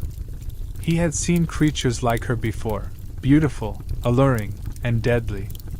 But none like this. She was different, more powerful, and Seb felt the weight of that truth deep in his bones. As the crew rushed below deck, Seb's mind raced. He needed to think. They couldn't stay out here forever. The Midnight Star was no match for the siren in open water. They needed to get to safer ground, away from the siren's domain. His gaze flickered to the stars above, their faint light offering little comfort in the face of the looming danger. He had to make a decision, and quickly. A sharp shout from Bram broke through Seb's thoughts. The first mate was still above deck, struggling to regain his balance, but his voice was filled with urgency. "Captain, we need to move! She's coming for us!" Bram's warning struck a chord deep within Seb. He didn't need to be told twice. The siren's wrath would not be contained for long. They had to act before she closed in on them. Seb took a deep breath, the weight of the decision pressing heavily on his chest. He could feel the siren's presence, could almost sense the way the sea was shifting around them, as if the very ocean was waiting for her command. They had no choice but to move now, to take the fight to her before she had the chance to strike again. He turned back to the wheel, his grip tightening once more as he steeled himself for what was to come. The ship was still turning slowly, but it would have to do. He couldn't risk wasting time. "Ready the sails!" he shouted, his voice carrying over the deck. "Prepare to outrun her!" The crew, still reeling but responding to his orders, began to move with purpose. Seb's heart pounded in his chest as he looked toward the sea, his mind racing with plans and strategies. The siren was out there, waiting, and he knew she would come for them with a fury unlike anything they had ever faced. But he would not let her win. Not today. The Midnight Star was his ship, and no creature of the sea would take it from him. Not while he still had breath in his lungs. The damage had already been done. Seb's heart dropped as he felt the weight of the ship's course shifting beneath his hands. The Midnight Star, once a swift and powerful vessel, was now at the mercy of the sea, its direction no longer under his command. The siren's wail, a shrill and haunting cry, echoed once more across the water, sending a chill deep into Seb's bones. Every note seemed to claw at his mind, fraying his thoughts, drowning out all else. His eyes darted to the horizon, and his stomach twisted when he saw the unmistakable shape of jagged rocks emerging from the mist. The ship was drifting, pulled by the unseen forces of the tide, its trajectory leading them ever closer to the perilous stones. The sails, though still billowing with wind, did little to slow their descent toward the jagged cliffs that loomed ahead. Seb's grip on the wheel tightened until his knuckles turned white, but no amount of force could steer them away from the inevitable collision. His mind raced, the urgency of the situation clear in every creak and groan of the ship beneath him. They were running out of time. The rocks, sharp and unforgiving, rose from the sea like the teeth of a monstrous beast, their jagged edges gleaming faintly under the moon's cold light. Seb could feel the danger in his bones, the overwhelming sense of doom that seemed to hang in the air. The rocks weren't just a physical obstacle. They symbolized the imminent threat that the siren had brought upon them. He knew that if they hit them, the ship would splinter, and the crew would be at the mercy of the sea. There would be no match for the unforgiving waters, especially with the sirens still hunting them. In the distance, the rocks appeared even more menacing, towering over the ship like a looming predator. The sound of the siren's wail intensified, almost as if the sea itself was calling out to them, urging them forward into the deadly embrace of the sharp stone. Seb's breath caught in his throat, the reality of their situation sinking in. There was no escaping the siren's pull, and the ship's momentum, carried by the tide, only brought them closer to their doom. It was as if the ocean itself had turned against them, a powerful force beyond their control. His mind was a blur of thoughts and plans, but the more he struggled to think, the more the siren's songs seemed to cloud his judgment. He could feel his vision narrowing, the edges of his awareness growing blurry as the wail echoed in his ears. Every instinct screamed for him to act, but the weight of the situation threatened to paralyze him. There was no escape. No way out. The rocks loomed closer, their dark shapes sharpening in the dim light, and Seb's stomach twisted with the certainty of what was to come. The crew had gathered on deck, looking to him for guidance, but their faces were drawn, their eyes hollow, still haunted by the song.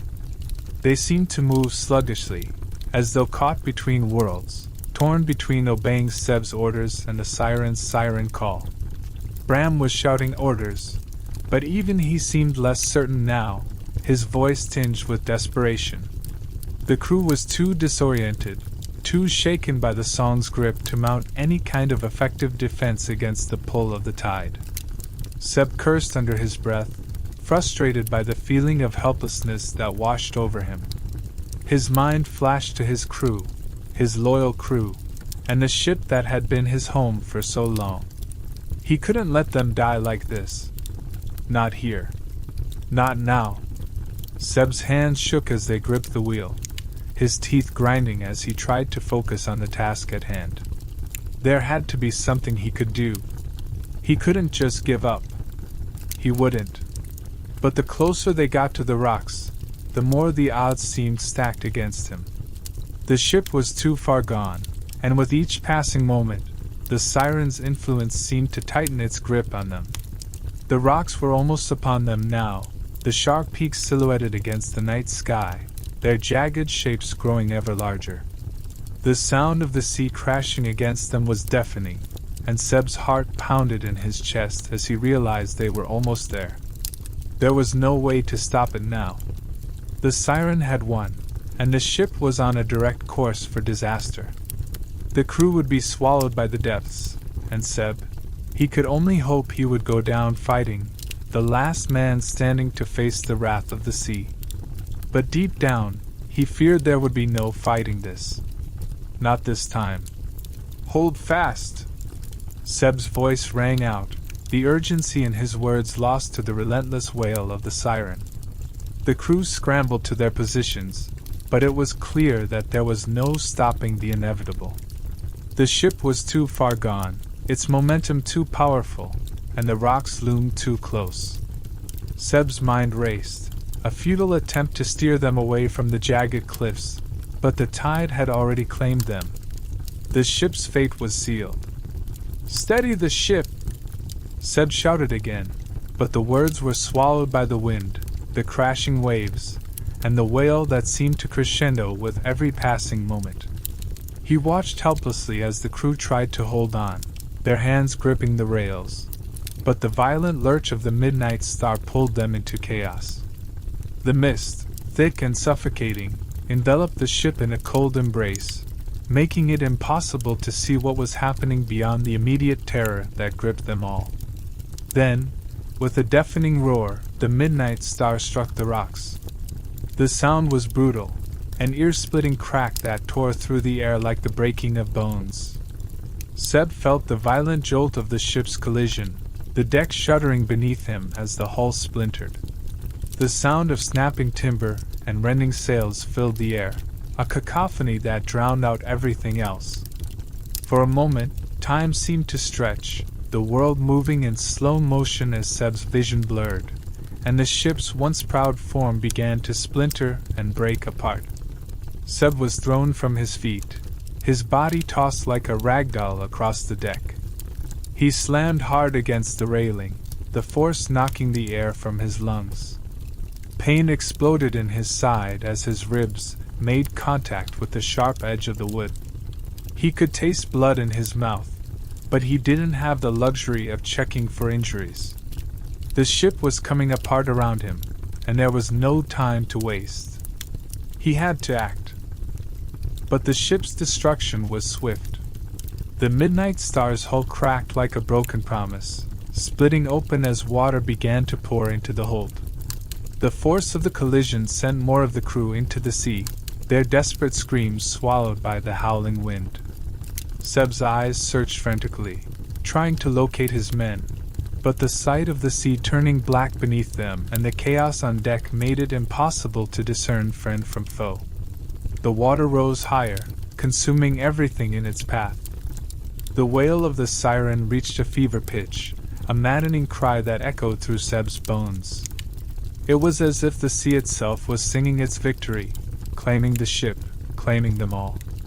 Seb's head spun with the intensity of the sound, the pressure in his chest growing tighter with each passing second. The salty air tasted bitter in his lungs, his breath shallow as the world around him began to darken. As the ship began to list, Seb tried to push himself to his feet, but his body was too battered, too broken from the collision. His hands gripped the deck, his fingers slipping against the wet wood as he fought to rise. But with each movement, it felt as though the sea itself was pulling him down, dragging him deeper into its abyss. His muscles screamed in protest, but the voice of the siren was louder, its call urging him to surrender. The last thing Seb saw before the world turned black was the twisted wreckage of the Midnight Star, half submerged in the dark water. His crew, his family, was scattered, their faces filled with fear and confusion as they too succumbed to the chaos. He tried to call out, but his voice was lost in the roar of the waves, swallowed by the dark sea that now claimed everything. And then, with a final crash of thunder and the last haunting note of the siren's wail, Seb's world went dark. The cold of the water engulfed him, and the blackness took over, leaving behind only the endless, echoing sound of the sea. Chapter 2: A Sole Survivor. The world spun in a chaotic blur of sound and fury, the ocean's mighty roar drowning out everything else. Seb's chest heaved as he gasped for air, but each breath was a struggle. The cold salt water filled his lungs, suffocating him with every inhalation. His mind screamed for clarity, for control, but his body was too slow, too weak in the face of the ocean's wrath. His hands, slick with blood and seawater, clung desperately to the wreckage surrounding him, a mixture of splintered wood, twisted metal, and broken planks from his beloved ship, the Midnight Star. It was all sinking, disappearing beneath the churning waves as though the sea had claimed it as its own, a furious vengeance sweeping away the remnants of what had once been his home and livelihood. Seb had no memory of the moment of impact, just a sense of a split second. One moment, he had been fighting to steer the ship away from the rocks, every muscle straining to guide it to safety. And the next, the world had been torn asunder. The Midnight Star had struck the jagged stones with a terrible crash, the force of the impact throwing Seb violently against the cold, unforgiving wood of the deck. It felt like the world had exploded around him, the sharp, splintering crack of timber, the shriek of the sails tearing apart, and then there had been nothing. Only darkness. His body, battered and broken from the force of the collision, had been swallowed by that darkness, the cold sea pulling him under, drowning out the chaos that had just unfolded. The pain was unbearable, but Seb forced his eyes open, blinking against the salt water that stung his face. He was afloat in the wreckage, his body too heavy, his limbs too slow. The ocean, relentless and merciless, surged around him, crashing into his chest with each passing wave. The weight of the cold water dragged at him, sucking the strength from his limbs, making every movement feel like wading through a nightmare. His vision was blurred, his head spinning, but still, he gripped the wreckage with every ounce of his willpower, his fingers clawing at the broken ship, trying to stay afloat. The Midnight Star was gone. The proud vessel, once a symbol of his power and freedom, had been torn apart by the rocks, now reduced to nothing more than debris in the raging sea. Seb's heart twisted in his chest as he looked around, seeing only the remnants of what had once been his life. The sails, shredded and torn, floated atop the waves like tattered ghosts, while the remains of the deck and hull disappeared into the abyss with every crashing wave. The sea had claimed her, and there was no bringing her back.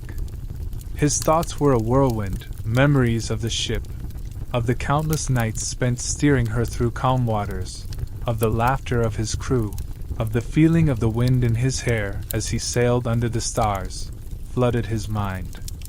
It was all gone now, swept away by the unforgiving waves, and there was no going back. His crew, too, was scattered across the waters, their fates uncertain. Some had been thrown into the sea by the collision, while others had disappeared into the wreckage, their screams lost in the crash of the waves. Seb could only hope that some had managed to find safety, but even the thought of their survival seemed like a distant fantasy. Seb's throat tightened as he tried to shout, but the water that filled his lungs made it impossible to form words. His voice, once commanding, was now lost to the wind and the waves. All that was left was the sound of the ocean's fury and the distant, haunting wail of the siren's song, echoing like a curse across the water.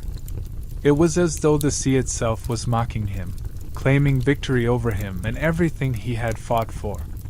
The siren's song, the very force that had led them to this disaster, seemed to reverberate in his bones, a reminder of the price of defiance, the price of the battle he had lost.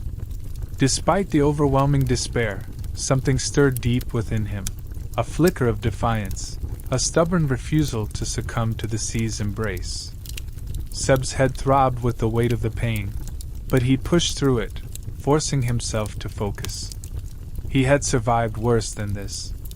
He had fought through storms, through mutinies, and through betrayals. And he wasn't about to let the sea take him down without a fight.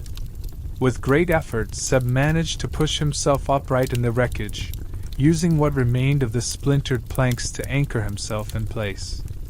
The cold water lapped at his chest, but he refused to be swept away by it. He could feel the sting of the salt water in every wound, in every crack of bone, but still, he fought for control. The storm raged on, but he would not be lost to it, not yet. He would survive. He had to survive. There was still too much to fight for. The wreckage of the Midnight Star bobbed and twisted around him, the once mighty ship now a shattered shell of its former self. Seb gritted his teeth, his eyes scanning the sea for any sign of his crew, any sign of hope. The wind howled, the waves crashed against him, but through it all, he held on to the wreckage, determined to ride out the storm. There was no going back, but there was still a future to fight for, a future that did not belong to the sea. He would rebuild, he swore to himself, even if it meant clawing his way from the depths of despair. The Midnight Star was gone, but Seb Kane was not finished yet. But now, in the aftermath, with the ship sinking around him, Seb fought to hold on to the fragments of his shattered reality. The Midnight Star, once a beacon of pride and power, was nothing more than wreckage, slipping beneath the waves with each passing moment. Seb's mind raced, disjointed and chaotic, struggling to reconcile the reality of the situation with the memories of what had been. The nightmarish force of the crash, the siren's call, and the roar of the waves now seemed like echoes from another life, distant and disconnected from the fight that still raged inside him. He was adrift, clinging to the remnants of a life he thought he knew, but now, it felt like all of it was slipping through his fingers. The water was cold, colder than anything he had ever known. It pressed against his skin like 1,000 icy needles, sinking deep into his bones, making his joints stiff and his muscles ache with an unrelenting chill. The freezing sea seemed to reach inside him, numbing him from the outside in. His chest tightened with each labored breath, his lungs burning as they fought to draw in air over the cold. He could feel his strength draining with every passing second, the weight of the ocean pulling at him, threatening to drag him under. The water was relentless, indifferent to his pain, and Seb could feel his body growing weaker, his movements slower, as the cold seeped into him, claiming his energy, his will to fight. His body ached, bruised and battered from the collision, every inch of him protesting as he tried to move. His head throbbed with the force of the crash, his vision blurred and dizzying as he tried to push through the haze of pain. Every movement, every desperate pull against the water and wreckage, felt like an immense effort, each inch gained a battle in itself. He was no stranger to pain, no stranger to pushing through adversity, but this was different. This was survival, pure and raw. His arm burned with pain as he clung to a splintered beam, the jagged wood cutting into his palm, but he had no choice. The weight of the ocean loomed over him, its depths waiting like a dark, suffocating grave, pulling at his legs, his body, threatening to consume him entirely. He had to hold on, had to keep fighting.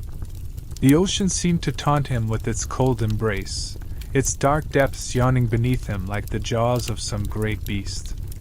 Each wave that crashed against him felt like a punishment, each splash of seawater a reminder that the sea would take what it wanted, regardless of who fought back. The wreckage around him groaned, splintering and cracking, the remnants of his ship breaking apart beneath the strain. The midnight star was dying, sinking slowly into the abyss, and with it, the life Seb had known. The crew, scattered and lost, their fates uncertain, haunted his mind. The ship's destruction was his failure. He had failed them, failed to keep them safe, and the weight of that guilt pressed down on him like a leaden weight. But even in the face of overwhelming despair, something inside Seb refused to yield. His eyes, squinting against the salt water and the sting of pain, remained locked on the wreckage, on the remnants of what had once been the midnight star. She was slipping away, but he wasn't ready to let go. The water swirled around him, mocking him with its power, but he clenched his jaw and fought back, refusing to surrender to the depths. He could still hear the crash of the waves, the eerie wail of the siren's song echoing across the water, but he didn't care. He wasn't finished yet. Not by a long shot. His breath came in shallow gasps, the cold seeping deeper into his chest, but he refused to let the sea claim him. "Come on, Seb," he muttered through gritted teeth, his voice hoarse and raw, the words barely more than a rasp. "Don't you dare quit now."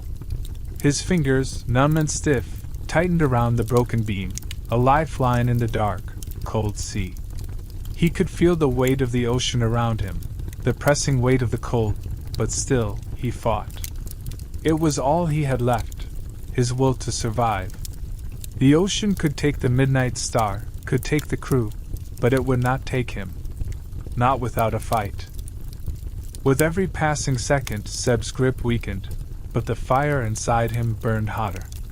The night was not over, not yet. His crew needed him, even if they were scattered across the ocean, even if they were lost in the wreckage. He needed them. He wasn't going to leave them out there to drown. The sea had tried to swallow him whole, tried to take everything he had, but Seb wasn't going down without a fight.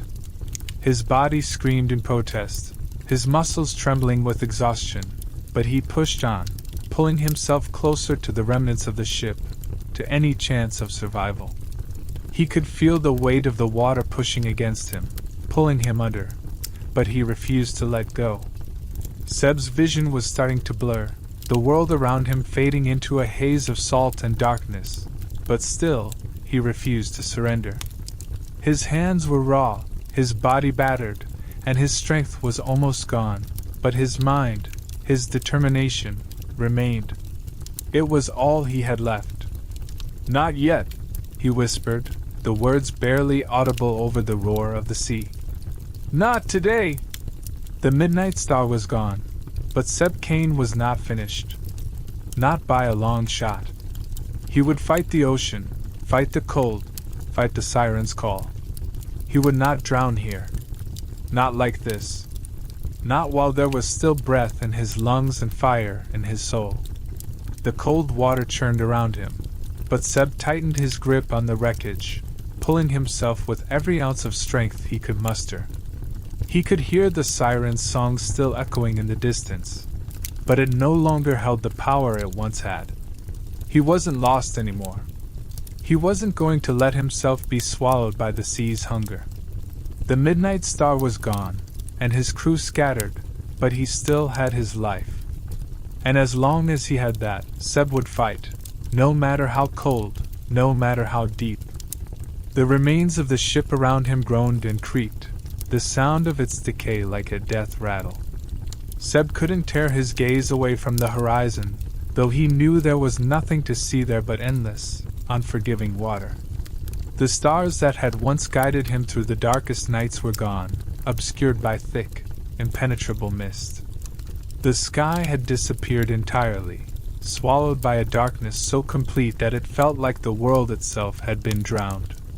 The water around him was cold, its depths relentless and unknowable, and the wreckage of the Midnight Star, a ship that had once been his pride, felt like an anchor pulling him further into the abyss. His arms ached from the effort of holding on to what was left of the ship, but he couldn't bring himself to let go. The ship had given him everything. Now, it was taking it all away. The silence of the sea enveloped him, oppressive and endless. He strained his ears, searching for any sign of life, but all he could hear was the unbroken sound of the waves crashing against the wreckage. The roar of the ocean filled his head, drowning out his thoughts, each wave a reminder of the sea's power. His crew, his brothers in arms, should have been there, shouting commands, calling for help, doing what they could to survive. But now, all that remained was the hollow, echoing sound of the sea, no voices, no movement. Just the relentless rush of water against broken wood. Seb wanted to scream, to call out to them, but he knew there was nothing left to call to. The men who had fought by his side were gone. He was alone. The Midnight Star was sinking. Seb had known it for some time, but seeing it now, the remains of the once majestic ship slipping beneath the waves, was like witnessing a death. Her sails, once proud and billowing, were now torn to tatters, fluttering helplessly in the water. The ship's hull had been cracked wide open, the timbers splintering and splashing into the sea like fallen giants. The weight of the loss crushed him, a steady, relentless pressure that seemed to press the air from his lungs. The Midnight Star had been his home, his pride, and now she was nothing but a wreck, sinking into the depths of the ocean like a discarded toy. The sea had claimed her. It had claimed everything. He could feel the cold creeping into his bones as the realization hit him. His crew was gone. They had been taken by the very forces they had fought so hard to escape.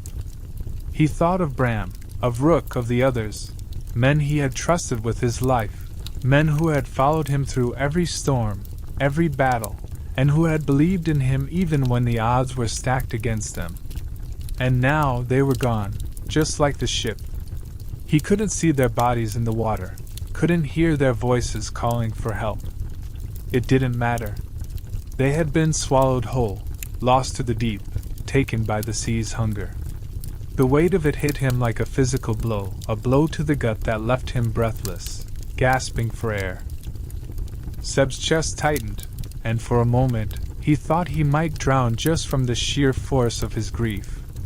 He had failed them, failed to protect them, failed to save them from the curse, from the siren's call. It had all been for nothing. He had tried, so desperately tried, to fight the pull of the sea, to save his crew from the death that waited for them. But in the end, it had been the song of the siren that won. It had lured them in, one by one, each man falling under its spell, each man drifting closer to the rocks, to the sea's embrace. And now, they were all gone, lost to the depths, and Seb was left alone to bear the weight of it all. The siren's song echoed in his mind, a haunting reminder of what had happened. He could almost hear it still, curling around the edges of his consciousness like a whispered command. She had been beautiful, the siren, impossibly so, and her voice had promised him everything, the ocean's bounty, the freedom of the seas, the escape from all his troubles. But it had been a lie, a trap. The sea had claimed what it wanted, and now there was nothing left but the cold, the darkness, and the empty wreckage of his once proud ship. The siren's song was gone, but its echo remained, reverberating through his mind like a cruel reminder of how close he had come to losing everything. The mist, thick and suffocating, hung in the air like a shroud, cutting him off from the world beyond. The stars were gone, the moon hidden, the sky itself a dark void. It felt like the ocean had swallowed the very heavens, leaving him trapped in a world of water and darkness. Seb tried to focus, tried to push through the fog of his grief, but it felt like the weight of the sea was pressing down on him from all sides, crushing him under the knowledge of what he had lost. His men were gone, and the ship was sinking. There was nothing left but the endless waves and the haunting silence. He could still hear the faint rush of water against the wreckage, but it felt far away now, distant, as though the world was fading from him. His hands, numb from the cold, tightened around the splintered wood he clung to, a lifeline in the dark, watery abyss. Seb could feel the weight of the ocean, the pressure of it pressing in on him from every side, threatening to pull him under, to drag him into the depths. He had survived this long, but for how much longer? The Midnight Star was gone. His crew was gone. All that remained was the wreckage, the cold, and the unyielding waves. His body was numb, his strength fading, but his will, the part of him that refused to give up, that refused to die, still burned. He would fight. He would survive. He couldn't give up now, not after everything. He wasn't ready to drown in the sea, not yet. Not while there was still a breath in his lungs and a spark of defiance in his heart. "Damn it!" Seb hissed through gritted teeth, the bitter taste of salt and blood filling his mouth as he shook his head, trying to clear the fog of panic that clung to him like the mist. His fingers dug into the splintered beam beneath him, the jagged wood cutting into his palm, but he didn't care. It grounded him, a fragile lifeline that kept him tethered to the reality he desperately needed to cling to. The wreckage of the Midnight Star was sinking beneath the waves, and the thought of his crew, his men, flooded his mind, but he couldn't afford to mourn them yet. Not now. His breath came in ragged gasps as he reminded himself of the only thing that mattered in that moment: survival. His mind raced, the remnants of adrenaline spurring his thoughts into a frenzy. He tried to piece together the events, but they felt like fragments, like shards of glass in his brain that cut through any coherent thought. The siren song had been the first sign of danger, a melody so beautiful it had tugged at the very core of his being. It had seemed like a blessing at first, a gift from the sea, but it was a curse, a trap laid by the creature that called herself a siren. He could still hear it, echoing faintly in the back of his mind, an intoxicating, irresistible lure that had drawn his crew to their deaths. Each note had felt like a thread, weaving a spell they couldn't break free from. He remembered the chaos that had followed, the frantic efforts of his men as they fought against the pull of the song. Some had clawed at their heads, trying to silence it, their bodies trembling with the strain. Others had collapsed to their knees, their faces vacant, as though their very souls were being pulled from them. One by one, his crew had been claimed by the sea, slipping from the ship like water through his fingers. Seb had shouted at them, commanded them to hold fast, to fight, but his voice had been swallowed by the song. The ship had rocked, the wood creaking in protest, and Seb had fought to keep the Midnight Star afloat, but even that had been a losing battle. "Survive," Seb muttered again, the word falling from his lips like a prayer. The mantra reverberated in his chest, a small flame of defiance in the darkness. His head throbbed, his vision blurred from the impact of the crash, but he focused on the rhythm of his breathing, willing himself to stay conscious. The weight of his failure pressed heavily on his chest, but he refused to let it take him. Not yet. He wasn't dead. Not yet. There was still time.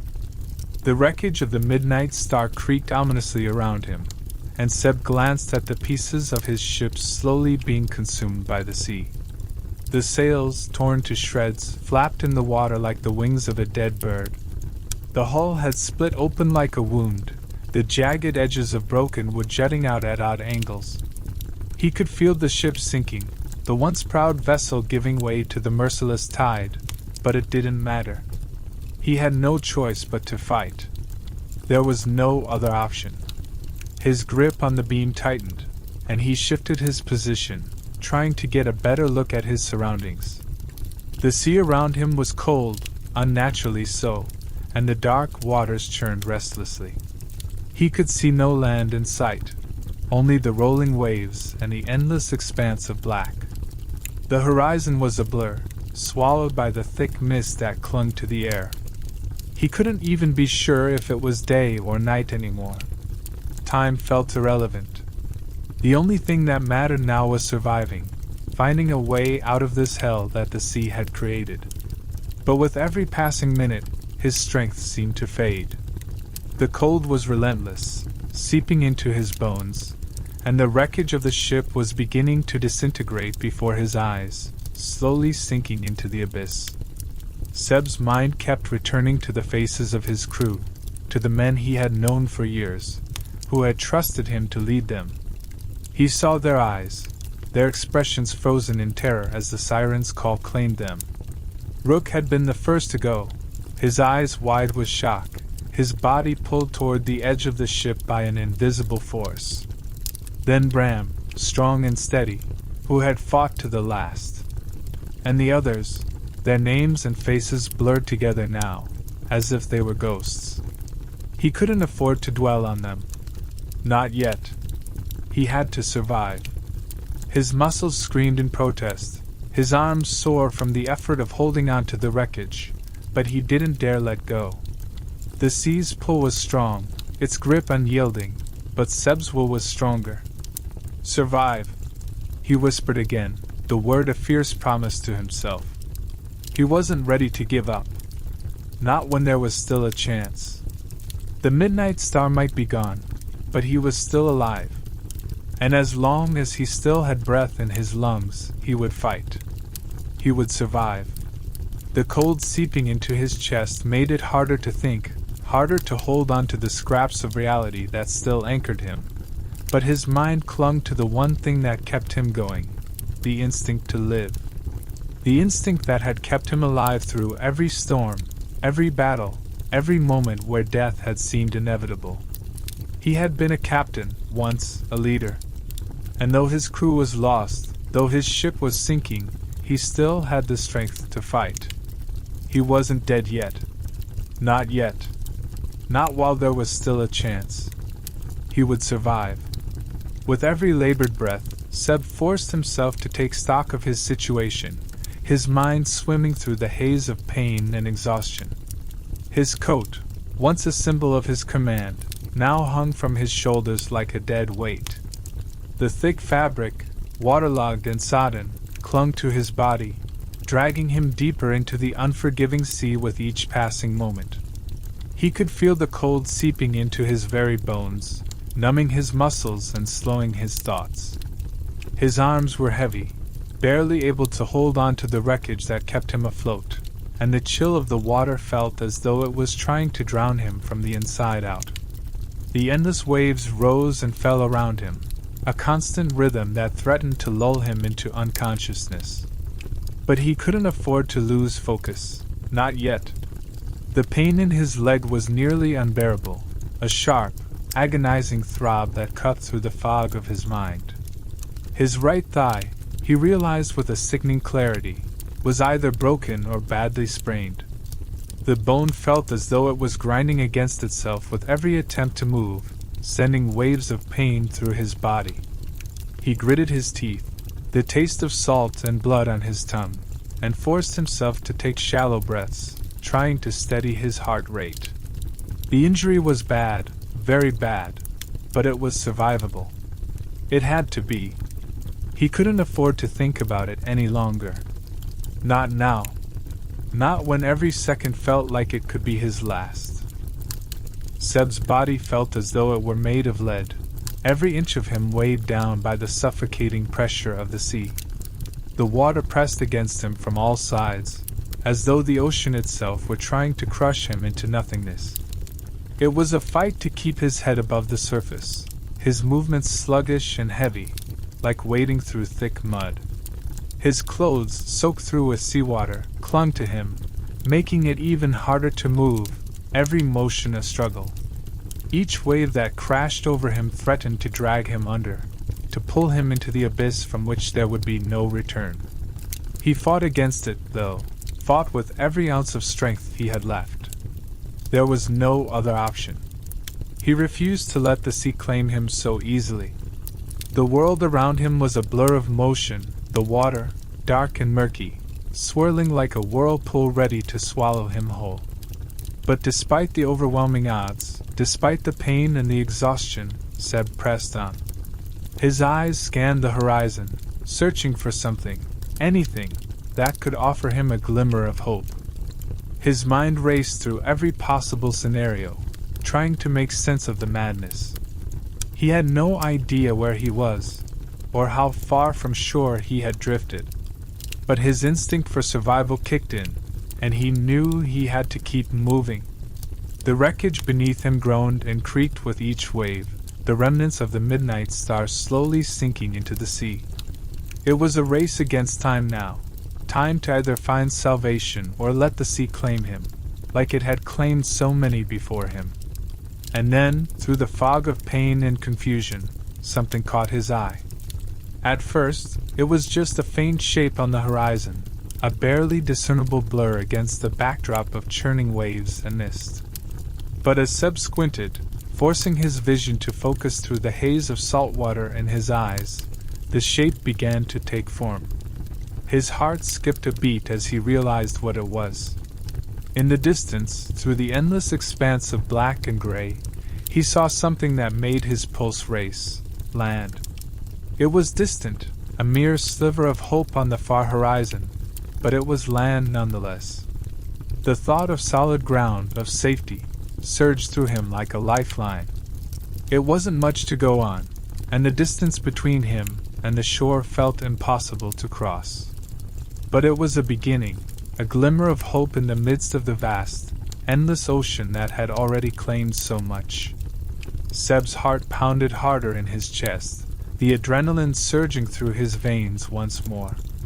The pain in his leg flared up again, a cruel reminder of his injury, but he pushed it to the back of his mind. He couldn't afford to focus on that. Not now.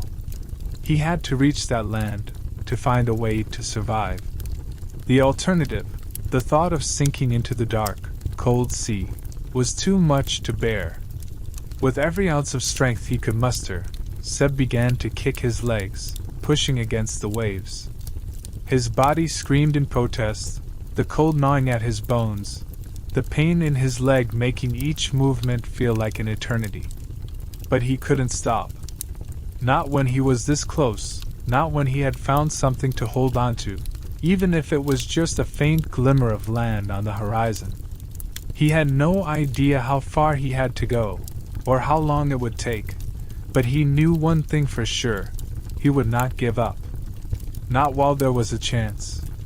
The waves lashed against him, threatening to pull him back, but Seb fought through them, each stroke harder than the last.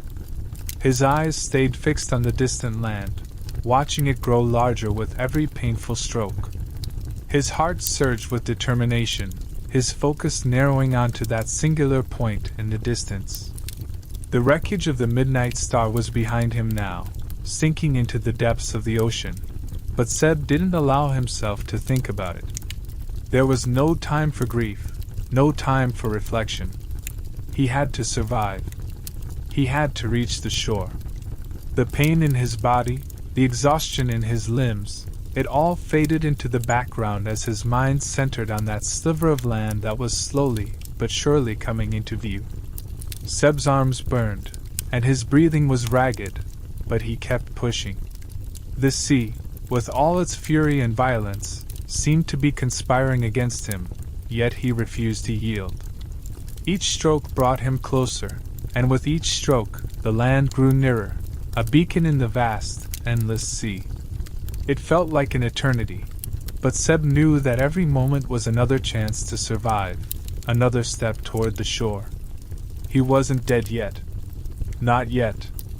And as long as he was still breathing, he would fight to the end. Through the suffocating mist and the endless darkness, Seb's eyes caught something that seemed almost too impossible to be real. It was faint at first, no more than a flicker, like the dying embers of a forgotten fire. He blinked, his vision blurred from salt water and exhaustion, but the light remained, steady in its uncertain glow. It wasn't much, barely a glimmer, but in the vast emptiness of the sea, it was enough to send a jolt of something desperate and hopeful rushing through him. A lantern. Someone, something, was out there. His heart pounded in his chest, each beat a painful reminder of the cold that had taken hold of him, the aching pain in his body, the overwhelming fatigue that threatened to pull him under. But in that moment, none of it mattered.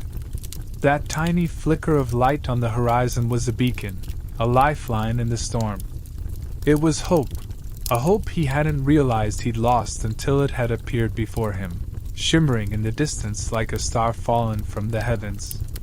Seb's throat tightened, and for a brief, fleeting moment, he allowed himself to believe that maybe, just maybe, he wasn't going to die in this endless, merciless sea. The waves around him crashed relentlessly, each one pulling him further away from the wreckage of the midnight star, and yet, his gaze stayed fixed on that single point of light. It burned in his mind like a promise, a goal he couldn't ignore. He had to reach it. He had no choice. The thought of whatever or whoever was holding that lantern pushed all other thoughts from his mind. It didn't matter who they were, or why they were out there. All that mattered was that the light was real, and it was a chance, perhaps the only chance he would ever get, to survive. The sea was still as treacherous as it had been when the ship sank. The cold was gnawing at his bones, and the pain in his leg was a constant reminder of the injuries he had sustained, but Seb refused to let himself give in to the agony. He had fought too hard to get this far. He had survived the crash, fought against the siren's call, and now, here was this faint glow, tempting him like the last flicker of a dying flame. It was not enough to blind him to the danger of the sea, but it was enough to keep him moving.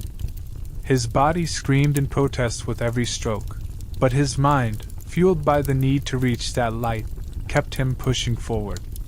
Seb's breath came in ragged gasps as he kicked his way through the cold water, his body aching from the effort. Each stroke was more difficult than the last, his arms and legs heavy with exhaustion, his movements slower, weaker. But still, the light remained. He couldn't afford to stop, not now, not when he was so close to something that could mean the difference between life and death. He clenched his jaw against the pain, his broken leg dragging behind him, the weight of the ocean threatening to swallow him whole. But he refused to give up. He had come too far to let this chance slip away. The mist was thick around him, curling like tendrils of some dark force, obscuring the world beyond his reach. But in the distance, that small, flickering lantern was undeniable. It was the only thing in his world that seemed certain, the one constant in the ever-changing tumult of the sea.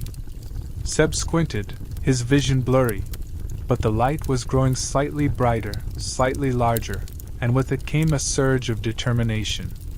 He had no idea how long it would take to reach it, or if the current would drag him away, but the promise of safety, of salvation, kept him going. The light was within his grasp. It had to be. The waves, relentless and unforgiving, rose around him like walls of water, threatening to swallow him at any moment, but Seb refused to let them break his resolve. He could hear nothing but the sound of the ocean and his own ragged breath, the crash of waves as they thundered past him. The lantern, that flickering speck of hope, was all he had to guide him through the storm. Each time a wave threatened to pull him under, he found the strength to push through it, to force himself to kick his way forward. His muscles screamed in protest, but he didn't listen. The sea could not claim him, not yet.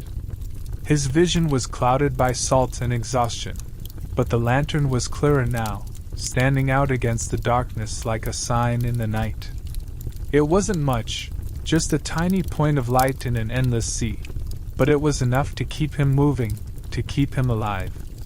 Seb's heart hammered in his chest as he focused on it, watching as it grew larger with each agonizing stroke he took.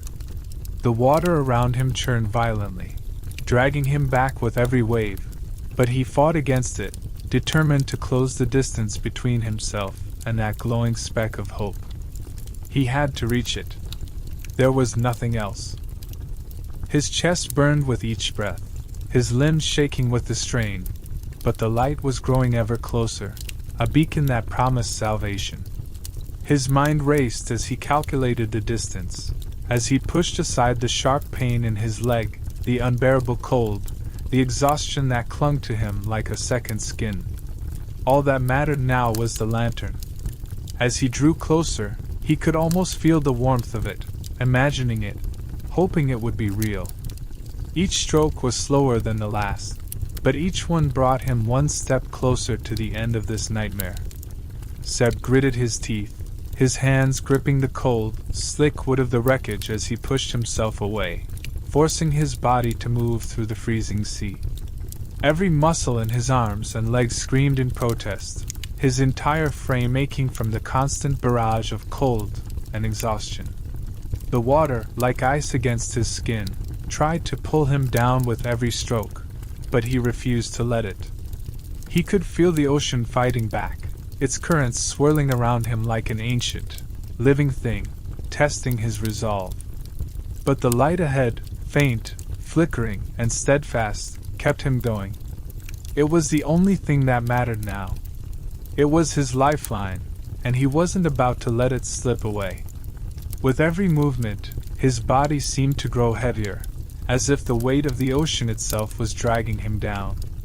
His chest burned with each breath, the frigid air slicing through him, making his lungs ache in a way that made him wonder if they might never be able to fill again. His arms felt like lead, the exhaustion from hours of fighting the storm and the sea creeping deeper into his bones. But he couldn't stop. Not now.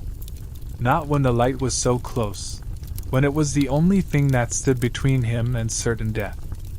Seb's gaze remained locked on the small, flickering glow on the horizon, willing his body to push harder, to move faster.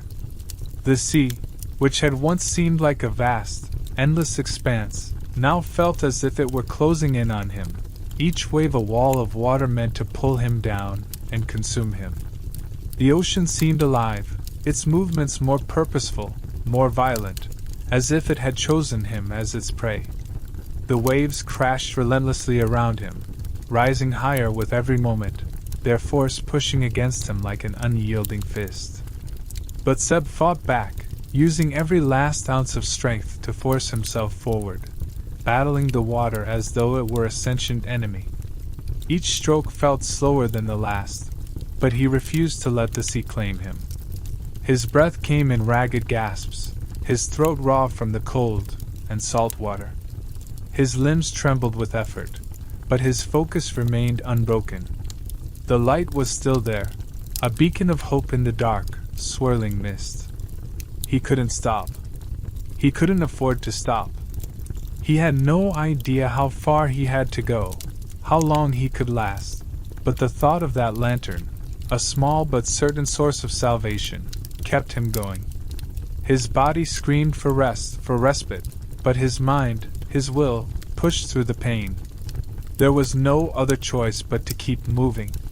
Then, as if the heavens themselves had taken notice of his defiance, a crack of thunder split the sky, followed by a howling wind that made his soaked hair whip around his face.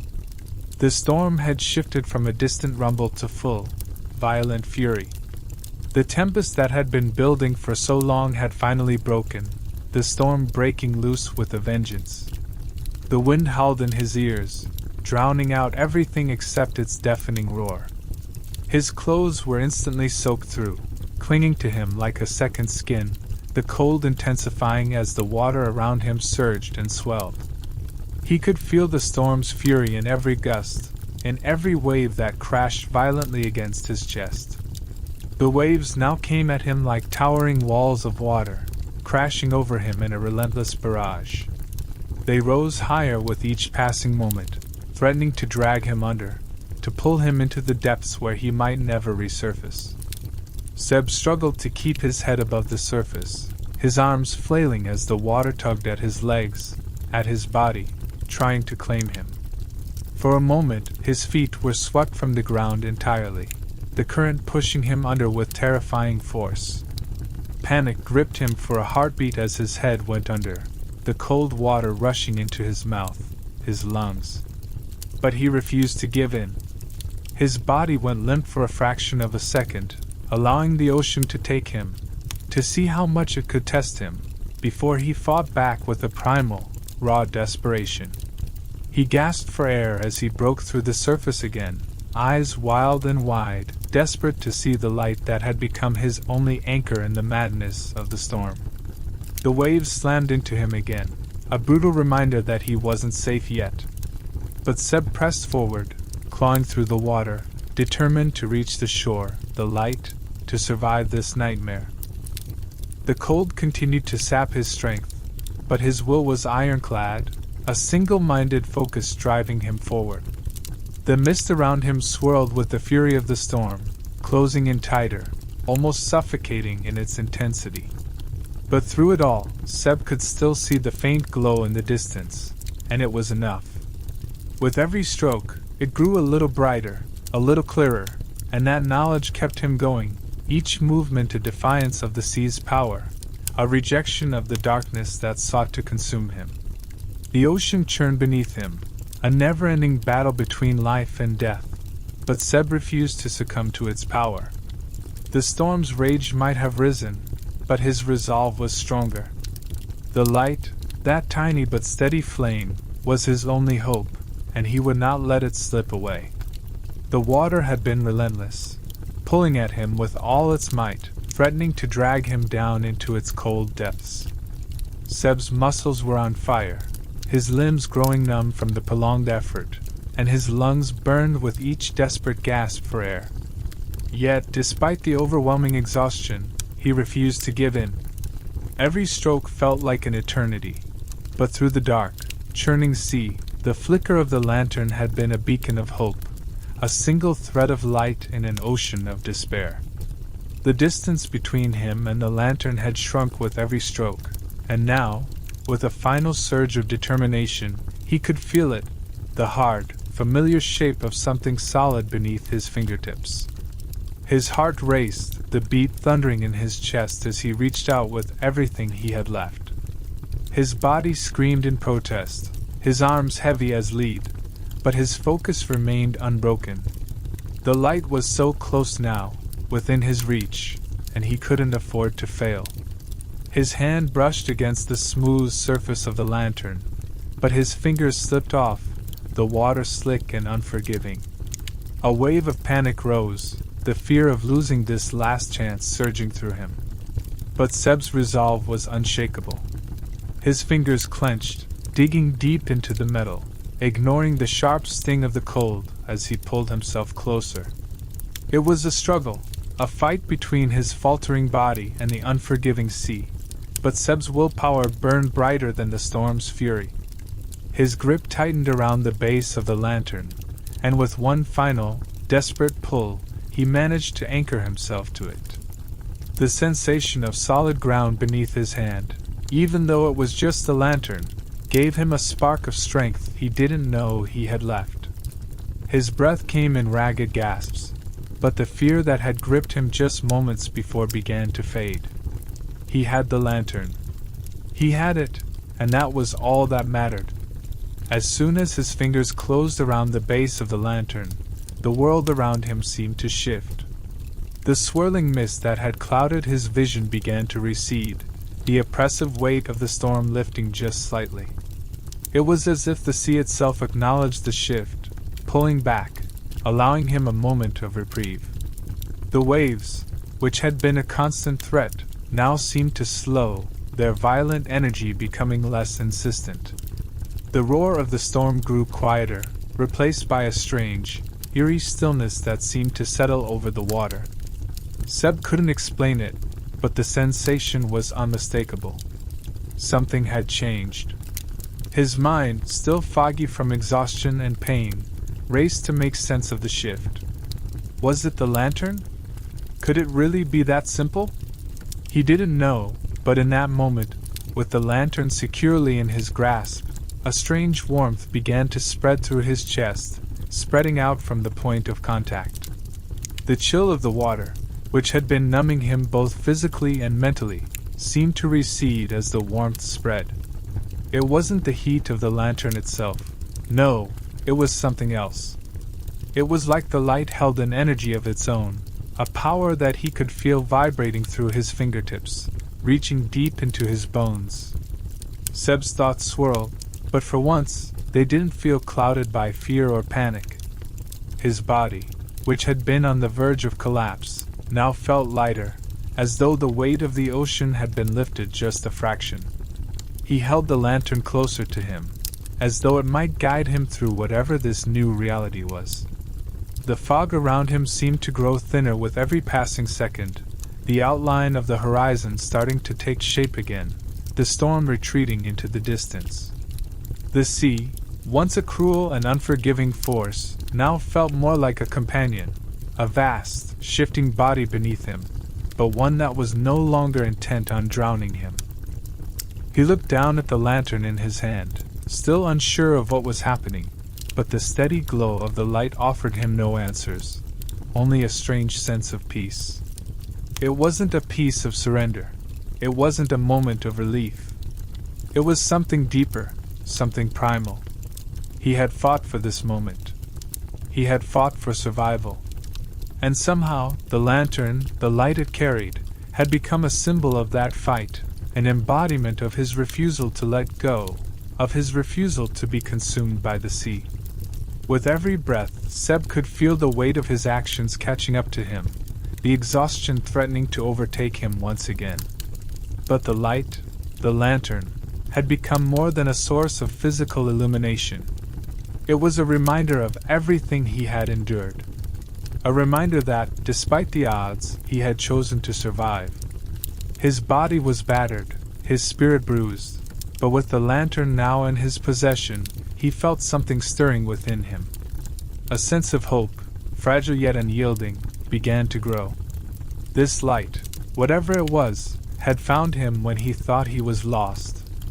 And now it was his guide, leading him away from the darkness, from the depths. Seb's gaze remained fixed on the lantern, the last tether to the world of the living. As the storm continued to recede, the horizon finally revealed itself, dim at first, but growing brighter with each passing moment. The sea, once a tumultuous enemy, seemed calmer now, as though the very ocean had accepted his victory, as if it recognized his defiance. Seb knew that he wasn't out of danger yet. The journey ahead would be long, but for the first time in what felt like an eternity, he didn't feel like he was fighting alone. The cold, biting water still clung to Seb's skin, the weight of the ocean's relentless grip pulling at him even as the rope was thrown down beside him. His fingers, slick with seawater, fumbled for a moment before they latched onto the thick cord. His strength was waning, every muscle in his body screaming in protest, but the sight of the rope, the lifeline, stirred something deep within him. He pulled it tighter, locking his hand around it, refusing to let go, his mind focused on nothing but the promise of safety. The sea, which had been his enemy for so long, finally loosened its hold, and for a fleeting moment, Seb allowed himself to believe that he might actually make it out of this alive. Above him, a voice broke through the fog, rough and strained, but clear in its intent. "Hold on! We've got you!" It was a lifeline in itself, a confirmation that he wasn't alone, that someone else was there, ready to pull him from the jaws of the sea. The words, so simple yet so powerful, reignited the last vestiges of Seb's fading hope. His chest heaved with effort, each breath a struggle against the pressure that still gripped his body. His arms burned, his leg throbbed with pain, but he didn't let go. The rope was his only chance. and he would cling to it with everything he had left. The waves surged around him, trying to pull him back into the depths, but Seb fought against them, his movements slow and deliberate as he concentrated on the pull of the rope. Every inch felt like a battle, each desperate gasp for air more laborious than the last. His mind swam with exhaustion, but through the haze of pain and fatigue, the sound of the voice above kept him grounded. It was a reminder that, despite everything, someone was out there, someone who cared enough to save him. That thought alone gave him the strength to push against the water one more time, to give that last burst of effort to make it out alive. His body felt like it was made of lead, each movement more agonizing than the last, but the rope kept him tethered to hope. With a final, desperate gasp, Seb let himself be pulled upward, the strain of the sea releasing its hold as he was hoisted out of the water. For a moment, time seemed to slow. The violent crashing of the waves dulled, and all he could hear was the rush of his own heartbeat, the sound of blood pumping in his ears. His arms trembled from the effort, his chest heaving with each ragged breath. But the pull of the rope continued, inexorable, dragging him towards safety. The sensation of being lifted, of rising above the water's frenzied grasp, was surreal. For so long, it had felt as though the sea would never release him, that it would drag him down into its depths, leaving him to sink with the midnight star. But now, with each tug of the rope, the crushing weight of the ocean lifted, and Seb felt a spark of something unfamiliar, relief. His fingers tightened around the rope, but it wasn't out of desperation anymore. It was out of sheer will, an acknowledgement that he was being pulled towards something better, something more than just survival. As the world above him grew clearer, Seb's body was finally hauled onto solid ground, the hard surface of the ship's deck greeting him like a long-lost friend. His legs gave out beneath him as he was pulled aboard, and the last remnants of his strength seemed to drain away in an instant. He was unceremoniously dropped onto the deck, his exhausted body crumpling against the wood. His hands shook violently as they scraped against the surface, but all he could do was gasp for air. His chest heaved with each unsteady breath, the pain of his injuries and the overwhelming exhaustion flooding his senses. But the familiar sound of the wind in the rigging and the creak of the ships would reminded him that he was still alive. For a moment Seb could do nothing but lie there, his body unresponsive as he tried to make sense of what had just happened. The water, the storm, the wreckage, it all felt like a distant memory, a nightmare he couldn't quite shake. His limbs were heavy, as though they no longer belonged to him, and every breath felt like a battle. But the solid surface beneath him was real. The rope, still coiled in his hand, had done its job. It had pulled him from the abyss, from the brink of death, and now, with the sounds of the ship around him, he allowed himself the luxury of being still, just for a moment. It took everything he had to lift his head, to look around. The ship's deck was a blur of movement, figures rushing about, shouting orders, the crew working with purpose, their voices a distant hum in his ears. But the only thing that mattered to Seb in that moment was that he had made it. He wasn't in the water anymore. The ship was still afloat. He was alive. The realization hit him slowly, a gradual understanding that he had narrowly escaped the jaws of death. The light of the lantern, still in his hand, seemed to pulse softly as if acknowledging the truth of his survival. Seb's fingers tightened on the lantern, its warmth a stark contrast to the cold, bitter reality of the sea. The crew was still working to recover, to stabilize the ship, but all Seb could do was lie there, his chest rising and falling in shallow, uneven breaths. The pain in his body was unbearable, his leg throbbing with every pulse of his heart, but the knowledge that he had been saved, that he had fought his way through the storm, kept him from sinking back into the darkness. There was no time to rest, no time to mourn, but for now, for just a few precious moments, he allowed himself to simply exist in the quiet aftermath of the storm.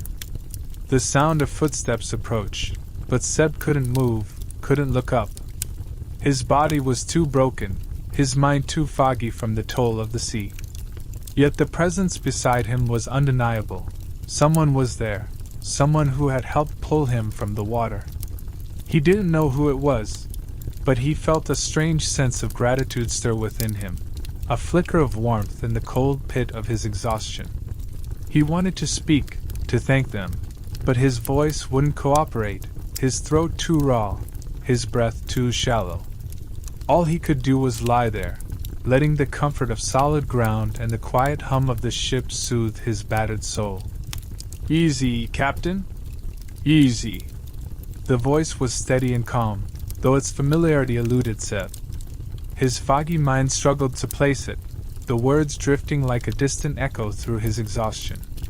He barely registered the presence beside him, the gentle hand that settled on his shoulder, urging him to lie still. The storm raged on around them, howling like a beast that refused to be tamed, but Seb no longer felt the suffocating weight of the sea. His body, once bound to the waves, was now cradled on solid ground. The terror of the storm, the relentless pull of the water, seemed far away as he fought to gather the strength to focus. With immense effort, Seb rolled onto his back, the motion slow and deliberate as his body protested every movement. His chest heaved, the air feeling thick in his lungs, as though the storm had left an imprint on him that he couldn't shake.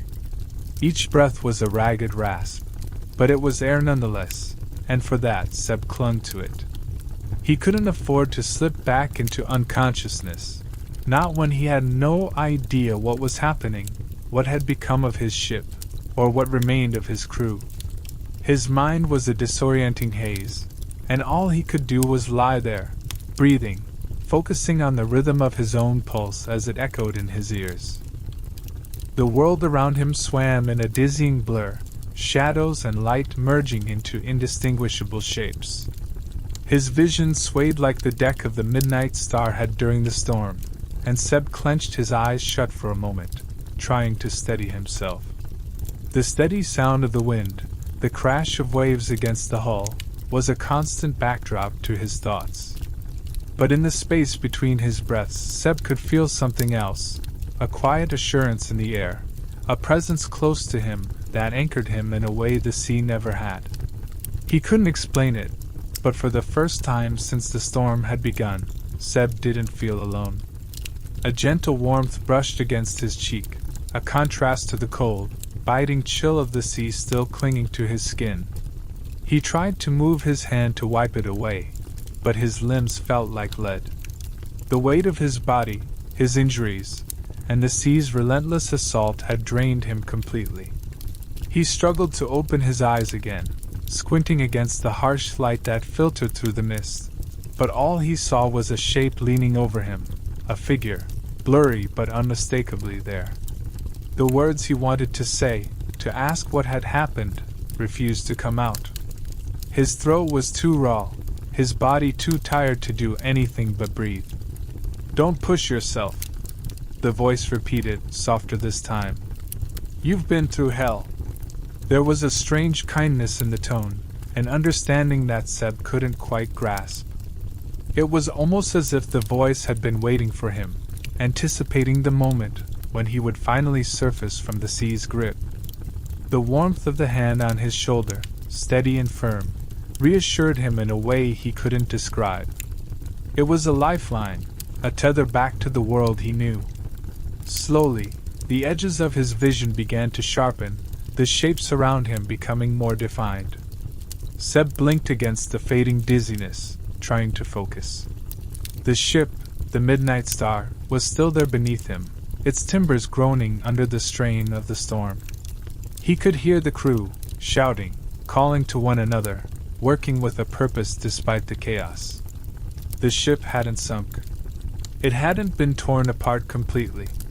He was still alive, and that realization hit him with the force of a thunderclap.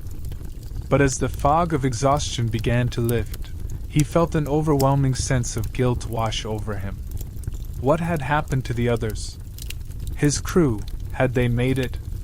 Where was his first mate? Where was anyone? The figure hovering over him shifted slightly, the light falling on their face. Seb's vision cleared enough to make out a few details, the outline of a familiar face emerging from the shadows. The face was grim, eyes wide with a mix of concern and something else, something Seb couldn't quite decipher through his haze. "You're safe now," the voice said again, this time with more finality. "But we need to get you below deck. You're in no condition to be out here." Seb wanted to argue, wanted to sit up and demand to know what had happened, to search for his men, but his body refused to cooperate. His limbs were stiff, his chest still aching from the brutal grip of the sea. The pain in his leg, the bruises, the cuts, all of it was a dull roar in the back of his mind, urging him to stay still, to not push against the waves anymore. His body had been through hell, but his mind was still trapped in the storm's aftermath, struggling to catch up. He nodded weakly, his fingers twitching as they brushed against the deck, and finally, with some effort, he lifted his arm toward the figure above him. His hand found something solid, the familiar feel of rope or wood. He wasn't sure which. But it didn't matter. He wasn't alone anymore. The voice had been right. He wasn't dead yet. And somehow, in this mess of destruction, he still had a chance. He had to survive. He had to find the others. He had to make sure they weren't lost to the storm like the Midnight Star herself. "W-who?" Seb rasped, his voice barely rising above the ferocious roar of the storm that still battered the ship. The words felt like they were stuck in his throat, each syllable a struggle, and he fought to keep his eyes open against the overwhelming pull of exhaustion. His mind was clouded, a fog of confusion and pain making it hard to focus on anything but the ache in his chest and the coldness of the sea that still clung to him. His body screamed for rest, every muscle protesting the strain of the storm and the struggle to stay awake. Through the haze, a figure appeared above him, drenched from the storm but standing firm, unwavering despite the chaos around them. Seb's blurred gaze tried to focus, to bring some semblance of clarity to the image before him. The figure, a man with shaggy dark hair plastered to his face, crouched low, his face lined with exhaustion, yet there was a certain steadiness to his demeanor that Seb instinctively trusted. The man offered a ragged smile, one that seemed to carry a mixture of relief and cautious optimism. "Name's Callum," the figure said, his voice cutting through the storm with surprising calmness. "You're safe now." Safe. Seb could barely comprehend the word. It didn't seem to belong in this moment, in this endless sea of chaos. His mind was still tethered to the crash, to the wreckage of the Midnight Star, and to the broken pieces of his crew that were scattered in his memory like shards of glass. Safe? He blinked, the word floating around him, but the weight of everything that had happened hung heavy on his chest. How could he be safe when the storm still raged, when the sea still roared in its fury, and when the last fragments of his ship were sinking into the abyss? The storm was relentless, its fury unyielding as it whipped at his soaked body, and Seb could barely hold on to the fleeting sense of security that Callum's presence offered. His body trembled, his teeth chattering from the cold that had seeped deep into his bones. Despite his attempts to focus, Seb's vision continued to blur, the edges of the world growing dim as his body seemed to give up. The pain in his leg, the bruises and cuts, the exhaustion, it all piled on top of him, and his eyelids grew heavier with each passing second. Before he could respond, to ask any questions, to speak the thoughts swirling in his mind, Seb felt the darkness creeping in. It was like a heavy fog, pulling him away from the world around him, from the sound of the storm and the man who was trying so desperately to keep him awake. He tried to fight it, to stay conscious, but his body had endured too much. His limbs felt like they were made of lead, and each breath came slower, more labored. His head swam with exhaustion, and all he could do was close his eyes for a moment, just to rest. As his eyelids fluttered closed, Seb's last conscious thought was one of hope. He couldn't remember if he had seen any of his crew after the crash. The faces, the names, they were slipping through his fingers like water. Had anyone else survived? Or had he truly been the last to make it? He didn't know, but in the quiet darkness that was taking him, the fear of being alone was almost too much to bear. He had fought so hard to save them, to protect his crew. And now, as his body succumbed to its limits, he could only pray that his efforts hadn't been in vain. The weight of the storm seemed to lift, and in that moment of darkness, Seb felt himself drifting, his mind floating in the quiet void. He could hear the distant crash of waves, the howling wind, but they felt far away now, as though they belonged to another world.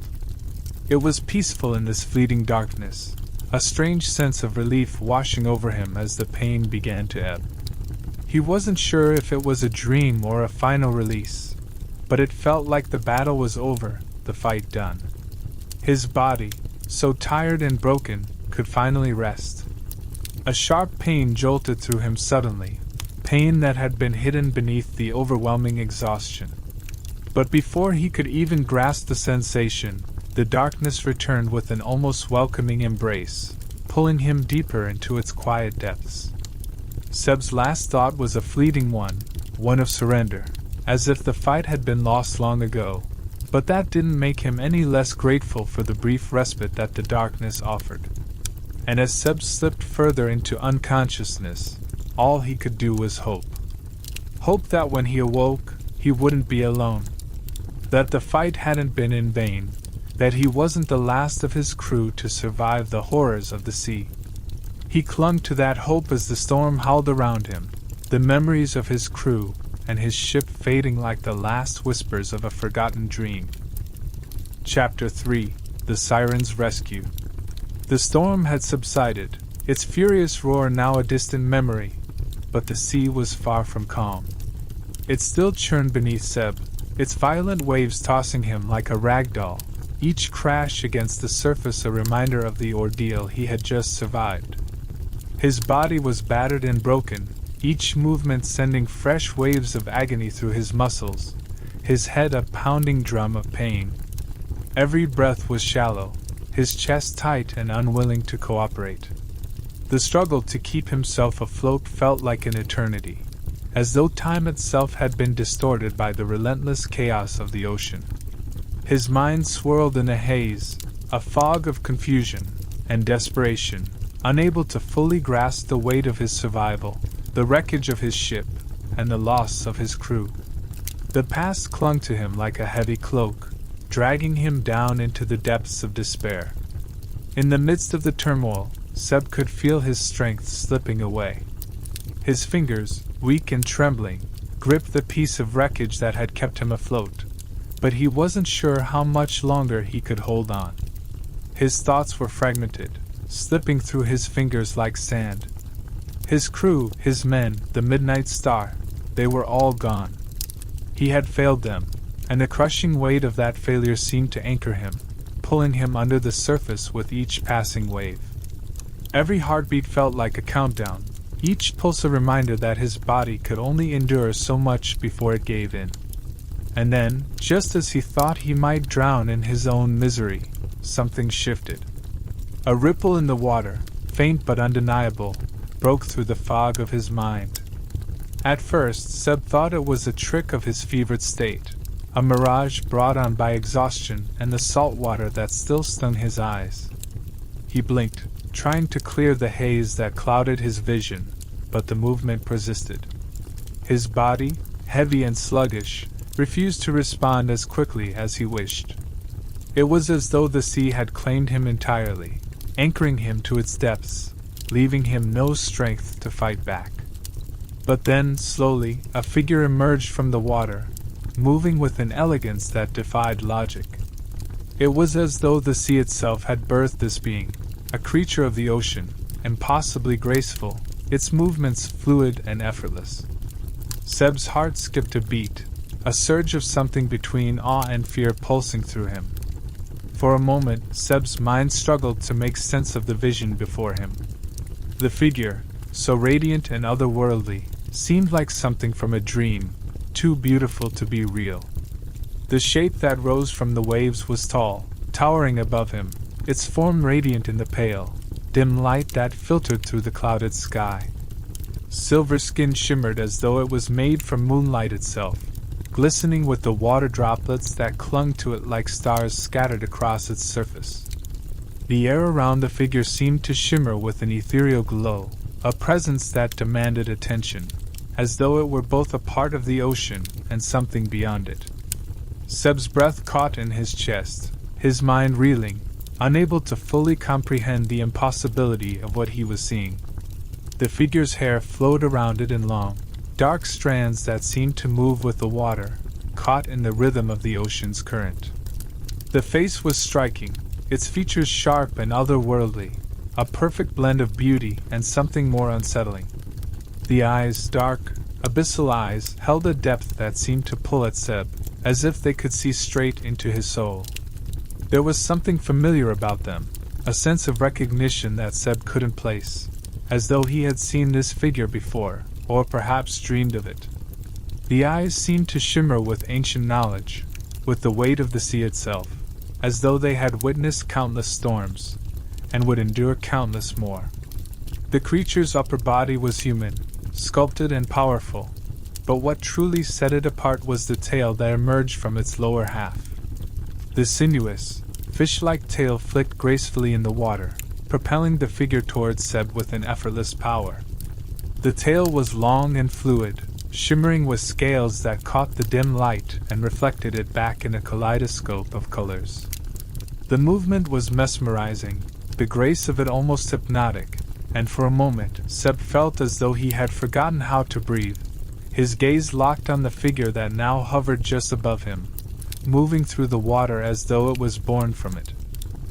Seb's heart thudded in his chest, the world around him falling away as his focus narrowed entirely on the creature before him.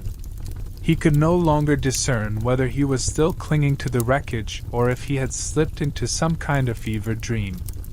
The sea, once an enemy that threatened to drown him, now seemed like a distant thing, distant and empty compared to the powerful presence before him. The figure, though it was both impossibly beautiful and alien, exuded a sense of calm, of control, that Seb desperately needed. It was as though this creature was the embodiment of the sea itself, both the fury of the storm and the tranquility that followed, a paradox that left him speechless. For a long moment, neither of them spoke. The world seemed to pause, as if waiting for something, for the right moment, for the answers that Seb could not find in his own mind. He searched the figure's eyes for any hint of understanding, for any indication of what was happening, but all he saw was an ocean of mystery, depths that reached far beyond his comprehension. He felt as though he was teetering on the edge of something vast and unknown, a precipice that, if he fell, would lead him into a world far removed from his own. But even in that moment of awe and terror, he couldn't bring himself to look away. The figure held him there, caught in its gaze, and Seb felt an unsettling peace wash over him, as if, for the first time since the crash, he was no longer completely alone. Then, as if sensing his struggle, the figure moved closer, its voice a soft whisper carried on the waves, reaching Seb's ears like a song from a forgotten time. The words were not entirely clear, but there was an unmistakable pull to them, a beckoning that made his heart race. The voice seemed to hum with the rhythm of the sea itself, as though it was calling him to something he didn't yet understand. Seb could only stare, mesmerized, caught between fear and wonder, as the figure, this strange, otherworldly being, extended a hand toward him, a gesture of both comfort and invitation, as though it was offering him a choice: to stay and drown in the sorrow of the sea, or to rise with it, to embrace whatever lay beyond the horizon. A siren. Seb's breath hitched, a sharp intake of air that felt like it might tear his lungs apart. His heart pounded wildly in his chest, an insistent drumbeat that was at odds with the heaviness of his body. Weary, so tired from the storm and the battle with the sea, he felt as though his limbs had turned to stone, weighed down by the water that clung to him. The panic that gripped him threatened to overcome his mind, but his body was too spent to react. Instead, he stood there, frozen in the water, watching as the siren's eyes locked onto his, unblinking, unwavering. In those eyes there was a flicker of something that Seb couldn't name, a flash of emotion that passed too quickly for him to fully grasp, but it left a lasting impression nonetheless.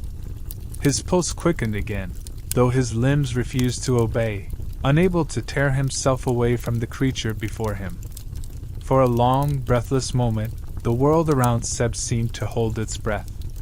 The sea, the storm, the wind, all of it paused, as if awaiting some invisible command. The tension in the air was thick, a tangible force that pressed in around him. Seb did the same, his breath shallow and erratic, struggling to understand what was happening, to make sense of the impossible vision before him. The siren's gaze, deep and consuming, locked onto him with an intensity that seemed to pull at his very soul. It was mesmerizing, hypnotic, like the ocean itself, vast and unknowable, capable of swallowing him whole without a second thought. The creature's eyes held the power of the sea, ancient, dangerous, and untouchable, and Seb's mind tried, desperately, to process the magnitude of the moment. But his thoughts were scattered, broken, unable to form any coherent understanding. All that remained were flashes of confusion, each one trying to piece together the reality of what was happening.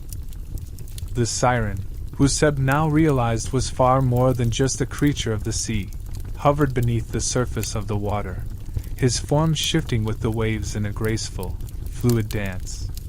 The creature's movements were slow, deliberate, almost as if he were giving Seb time to comprehend the situation, though Seb wasn't sure he was capable of that kind of understanding. The siren didn't seem in a hurry, as though he had all the time in the world to decide Seb's fate. His eyes remained fixed on the pirate captain, his gaze impassive, giving nothing away. There was no visible emotion on the siren's face, no hint of what was going on beneath the calm surface. But Seb could feel the weight of something heavy in the air, the tension of a decision yet to be made, a moment hanging in the balance. The siren's chest rose and fell in a steady rhythm, each breath measured, controlled, in stark contrast to the ragged, desperate gasps Seb struggled to take. Seb's thoughts churned with frantic energy, but the siren remained a mystery, a creature whose true intentions were impossible to discern. This being, this entity of the sea, had no reason to help him. Seb knew that. The siren's world was far removed from his own, his actions governed by an entirely different set of rules, driven by forces beyond Seb's comprehension. Why should he care about a pirate captain, a man who had caused destruction, who had lived a life of violence and theft? The question echoed in Seb's mind, but it was unanswered, swallowed by the endless, tumultuous sea that surrounded them. The siren owed him nothing. Seb had nothing to offer in return. And yet there he was, locked in this strange moment, this impossible confrontation. The siren's eyes did not waver, and Seb could feel the weight of the silence pressing in on him. Alaric, the name that would later come to Seb in the quiet moments of reflection, did not move. He simply watched, his gaze never leaving Seb's face, as if measuring him, as if weighing his very soul. The siren's body shifted in the water, his tail flicking in slow, languid motions, but his expression remained unreadable. Every motion, every gesture, was calculated, deliberate. There was no hurry, no urgency in Alaric's movements. It was as though he had all the time in the world to make up his mind. Seb felt a sinking sensation, a deep and heavy realization that his fate rested in the hands of this being, this creature who seemed so impossibly far removed from him, and yet so close, so present, in that moment. He could feel the weight of the siren's gaze on him, like the ocean itself was scrutinizing him, pulling at his every thought, every breath, every action. Seb's own breath hitched again, and he struggled to keep his mind focused, but the truth was undeniable. The siren had no reason to help him. There was no bond between them, no shared understanding, no reason for the creature to care about his survival. Alaric was a being of the sea, ancient and vast, and Seb was nothing more than a man, a pirate, a survivor who had lost everything. Their worlds were separate, distant, and Seb knew that he was at the mercy of something far greater than himself. The siren's gaze flickered for a moment, as if something stirred behind those dark eyes, but it was gone too quickly for Seb to identify.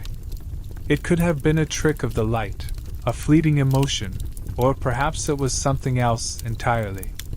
He couldn't say. What he knew for certain was that Alaric did not have to spare him.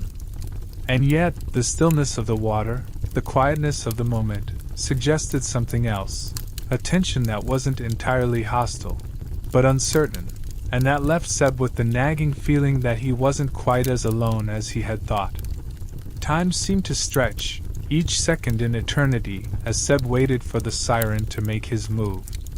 The world around him felt distant, as though the sea had pulled him into some other realm entirely.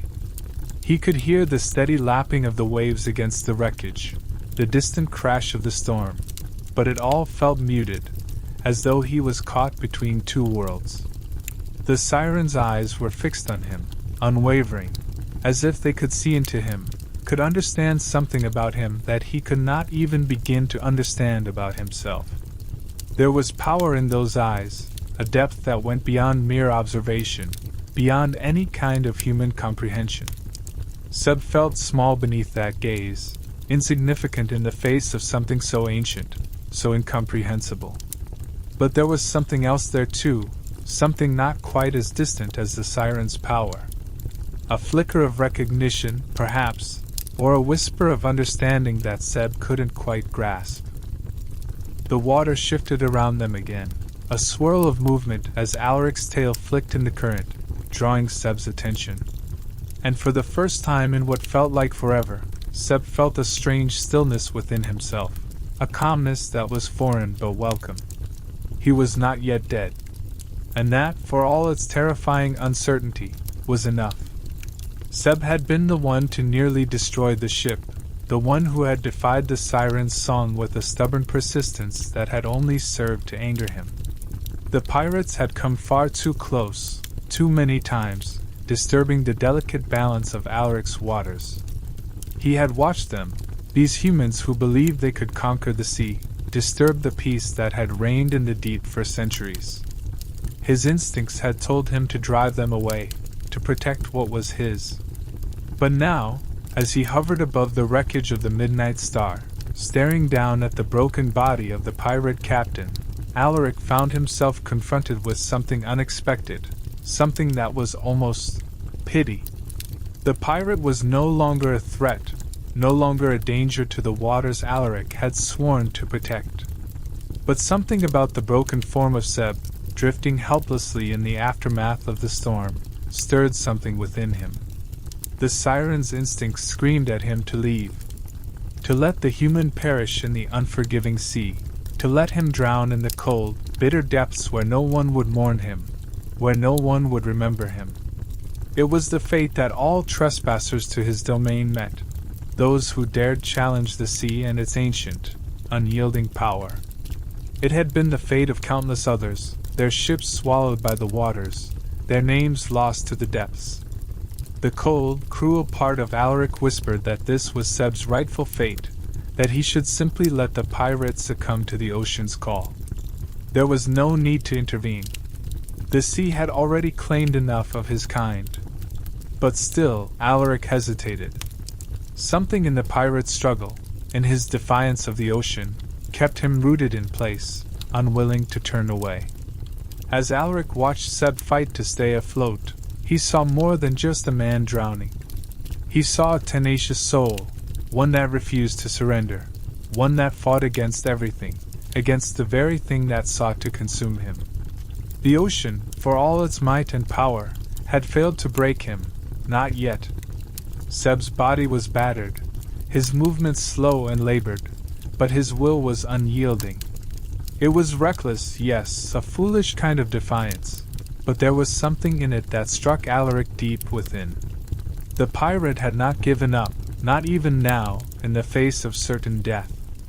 And that fire, the stubborn, relentless fire in Seb's eyes, was not something the siren could easily dismiss.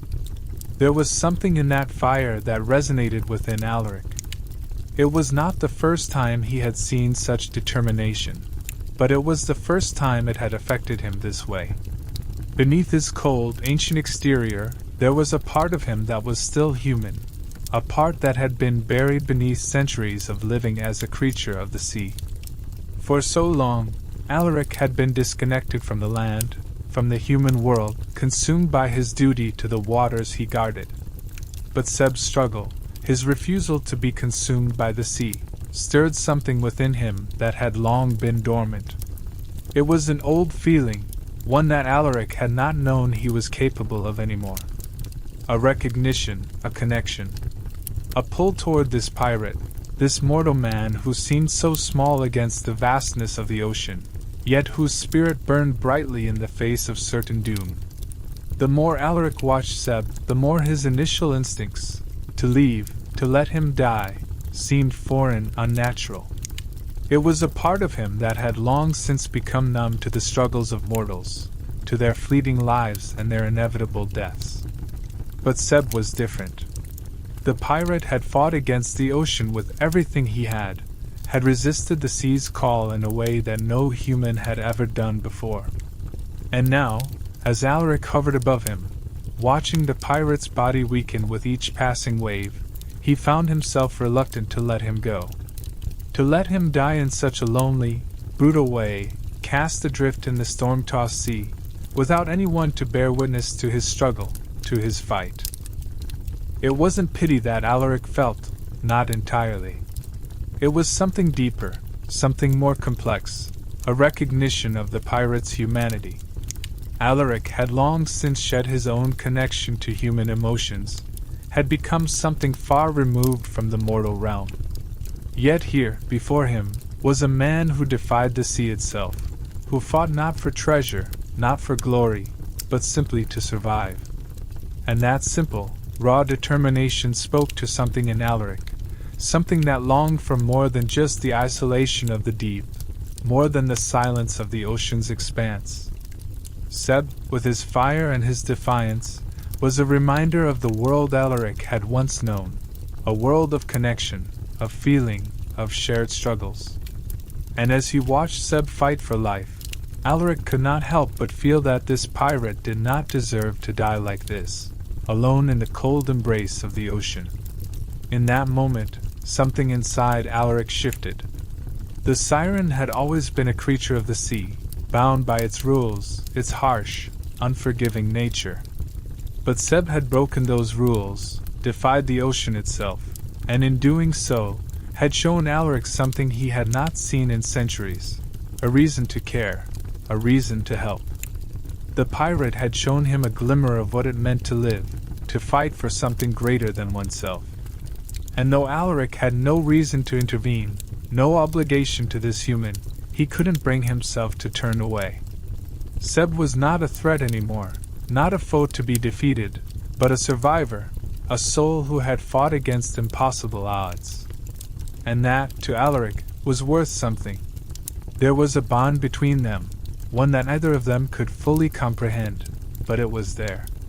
The sea had always been a part of Alaric, had always defined him, but in that moment, he realized that it was not the ocean alone that held sway over his fate. It was the choices he made, the connections he formed, even with those who were not of his kind. Seb, a pirate captain whose ship had been torn apart by the very waters Alaric had sworn to protect, now stood before him as something more than an enemy. He was a man who had fought, who had refused to succumb to the call of the deep.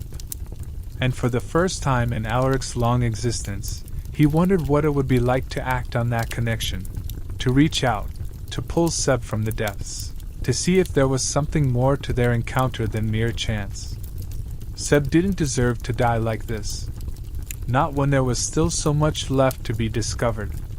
Not when their fates were intertwined in ways either could fully understand. Not when there was a chance, however small, that something more could be forged between them. Alaric's gaze softened, his instincts now at odds with the cold, ancient nature of the sea. He had been taught to protect it, to enforce its rules. But Seb had defied it, had fought for his life in a way that no one ever had before. And that defiance, that spirit, had somehow reached across the divide between their worlds, drawing Alaric closer than he ever expected. The pirate did not deserve to die. Not here, not now. And so, with a movement as fluid and graceful as the sea itself, Alaric reached out to him, offering him the one thing he had never offered a mortal before: salvation. Against his better judgment, Alaric found himself moving closer to the pirate, drawn by an inexplicable pull. His instincts screamed at him to leave, to let the human face the consequences of his defiance. But his heart, something he had long since buried beneath the weight of his existence as a creature of the sea, compelled him to act. The pirate's struggle, his fight against the ocean, had stirred something in Alaric that he had not felt in centuries. And now, as he hovered above Seb, he could not bring himself to turn away. The depths of the sea had always been his domain, his sanctuary, but Seb had brought with him a presence that disrupted the rhythm of the water, a presence that Alaric could not ignore. With a single, graceful movement of his tail, Alaric closed the distance between them, his form cutting through the water with ease. His body was a seamless extension of the sea, fluid and powerful, but there was a tension in his movements now, a hesitance that had never been there before. His hand, pale and gleaming in the dim light, hovered just within reach of the pirate's. The warmth of Alaric's skin, even beneath the cold, relentless surface of the water, was a stark contrast to the freezing chill that clung to Seb's battered body. It was as though the ocean itself had swallowed the pirate, stripping him of his strength, of his will to fight. And yet, despite his weakened state, Seb's fingers twitched, instinctively reaching for the siren's hand. Alaric's heart thudded in his chest as he took hold of Seb's wrist, the grip firm but gentle, the touch carrying an unexpected sense of care. The siren could feel the pirate's pulse beneath his fingers, weak and erratic, but still there, still fighting. Seb's body flinched at the touch, his instinctual revulsion to the siren's grasp clear. But he was too weak to pull away. The fight had drained him, the battle with the sea and the wreck of his ship leaving him broken and vulnerable. Alaric felt the weight of that vulnerability, and it tugged at something inside him, something he had long since forgotten, the need to protect, to care for a life that was fragile and fleeting, like a flicker of light in the vast, endless ocean. With a careful motion, Alaric pulled the pirate closer, his arms encircling Seb's limp form. The weight of the human's body sagged in his grasp, his head lolling to the side as his chest heaved with shallow, uneven breaths. There was a faint trace of life in him still, but it was fading fast. Seb's lips were pale, his skin clammy and slick from the salt water that clung to him. His breaths were labored, each one coming slower than the last, as though the ocean itself was trying to claim him, to drag him back into the depths.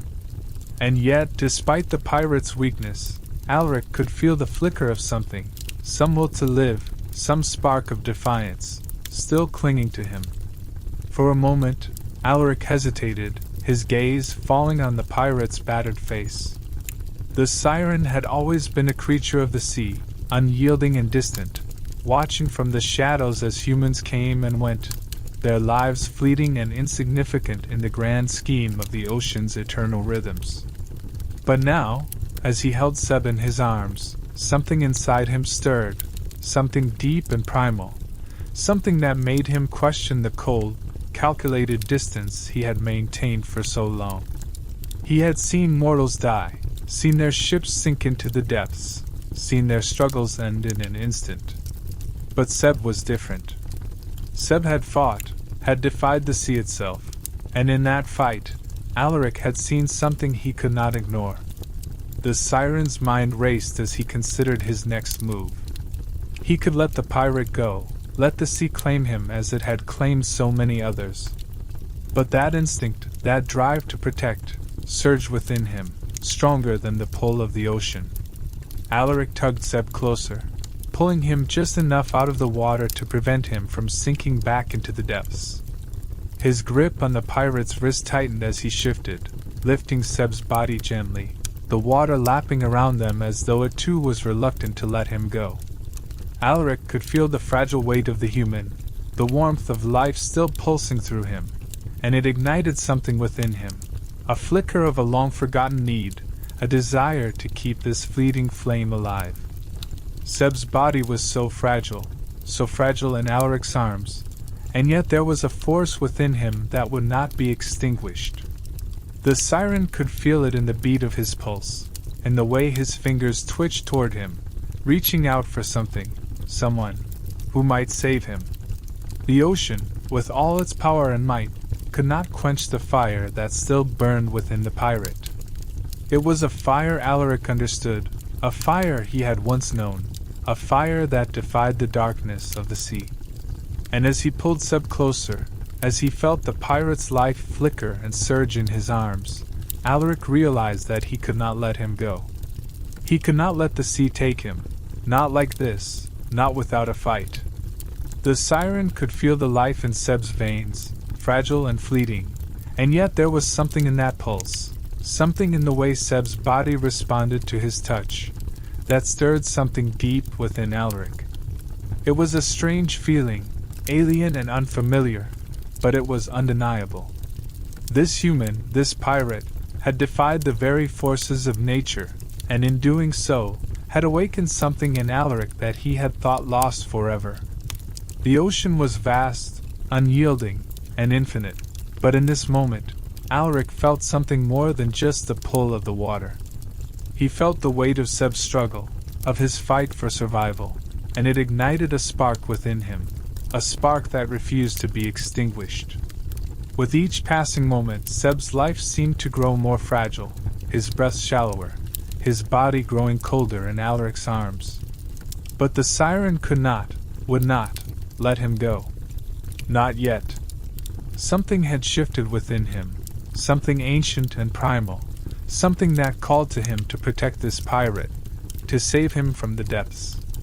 The ocean could have claimed him, could have swallowed him whole, but Alaric was not ready to let that happen. Not when there was something still burning in Seb's eyes, not when there was something still left to be discovered between them. Alaric's gaze softened, his grip tightening ever so slightly as he pulled Seb closer, determined to keep him alive, to protect him for as long as he could. The pirate's survival was no longer a question of duty, or even of what was right. Something had shifted between them, something that neither of them could have anticipated. It was no longer about the sea's laws or the siren's inherent nature as a predator. It had become something else entirely, something deeper and more primal. A bond had formed, though neither Alaric nor Seb fully understood it. It was as though the siren had crossed an invisible line, one that separated him from the cold detachment of his existence as a creature of the ocean. In rescuing the pirate, Alaric had unknowingly bound himself to him, a bond he could neither ignore nor sever. And Seb, for his part, could feel the pull of it, felt it in the way the siren held him, the way the sea itself seemed to shift around them, as if it too had recognized the new connection between them. Seb's body felt heavy, his chest tight as if the very air was too thick for him to breathe. He fought for each breath, but the effort was wearing him thin. Every inch of him ached, his muscles sore from the battle with the sea, from the wreck of the ship, from the crash that had brought him to this point. Yet, even amidst the pain and exhaustion, something stirred inside him, a strange, undeniable pull toward the figure that hovered above him. The siren's presence was powerful, a force that seemed to fill the air, a strange mix of warmth and cold, like the sea itself. Seb's eyes fluttered open again, though the world around him was blurred, his vision clouded by the salt water in his eyes and the haze of his fevered state. The endless expanse of the ocean stretched before him, and yet, at the center of it all, there was the siren, Alaric. Alaric's face was haunting, his features sharp and otherworldly.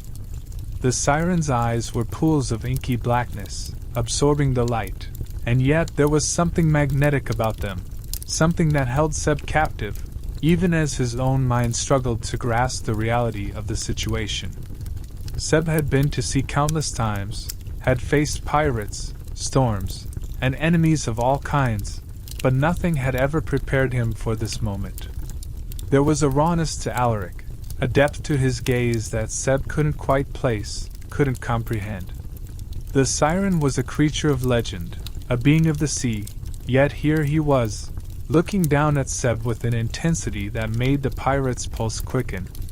Seb could feel it, the weight of Alaric's gaze, the force of it pulling him in even as his body screamed for relief. "Why?" Seb rasped, his voice barely a whisper.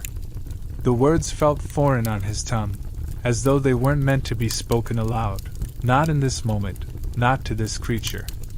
The fog of exhaustion was heavy, clouding his thoughts and making it harder to focus on anything beyond the thundering beat of his heart and the overwhelming presence of the siren.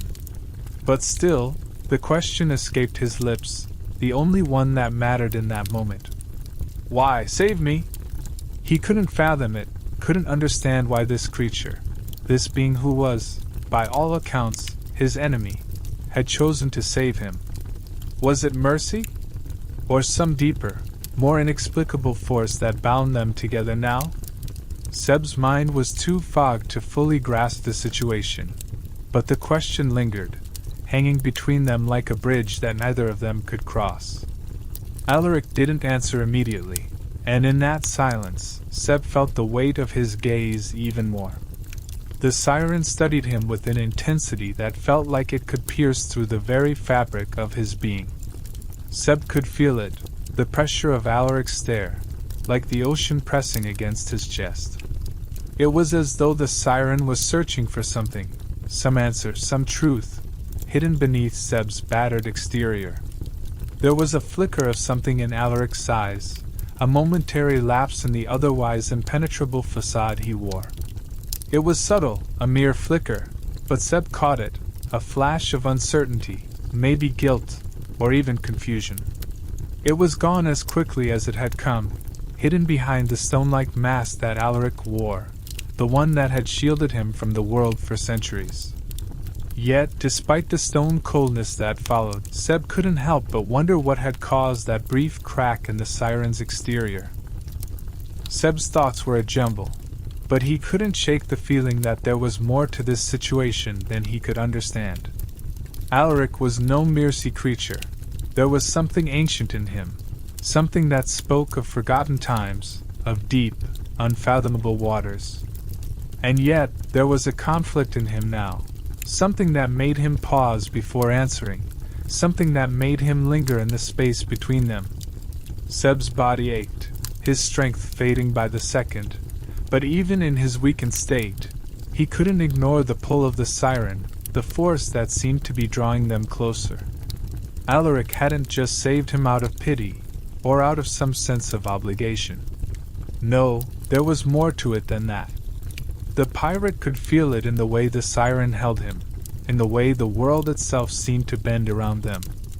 Alaric's silence stretched on, but Seb didn't mind it. He didn't expect answers, not yet, not from a creature like this. But still, the question lingered. Why save him? Why not let the ocean have its due, let him be consumed by the very waves that had claimed his crew? Why had Alaric acted when no one else would? Seb's breath hitched as his mind raced, his heart pounding in his chest. There was something unspoken between them, something more than just this moment, more than just this strange encounter in the middle of a storm. The bond that had formed between them was undeniable, though either of them could name it. It was the pull of the sea itself, the rhythm of the tides, the understanding that something ancient was stirring within them both. As Seb fought to stay conscious, his mind flickered between the present and the past. The wreckage of the Midnight Star, his fallen crew, and the endless expanse of the ocean, all of it blurred together, fading into the haze of his exhaustion.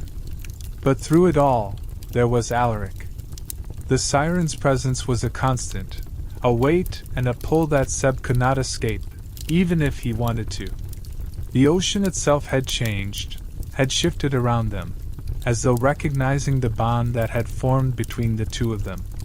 Seb's body was weak, his breath shallow, but his thoughts were clear. This was no ordinary encounter. This was something far more significant, something that would change both their fates in ways they couldn't yet comprehend. Alaric's gaze remained fixed on him, his silence deepening, but Seb could feel the shift, the unspoken understanding that passed between them. The bond that had formed was no longer just an accident of circumstance.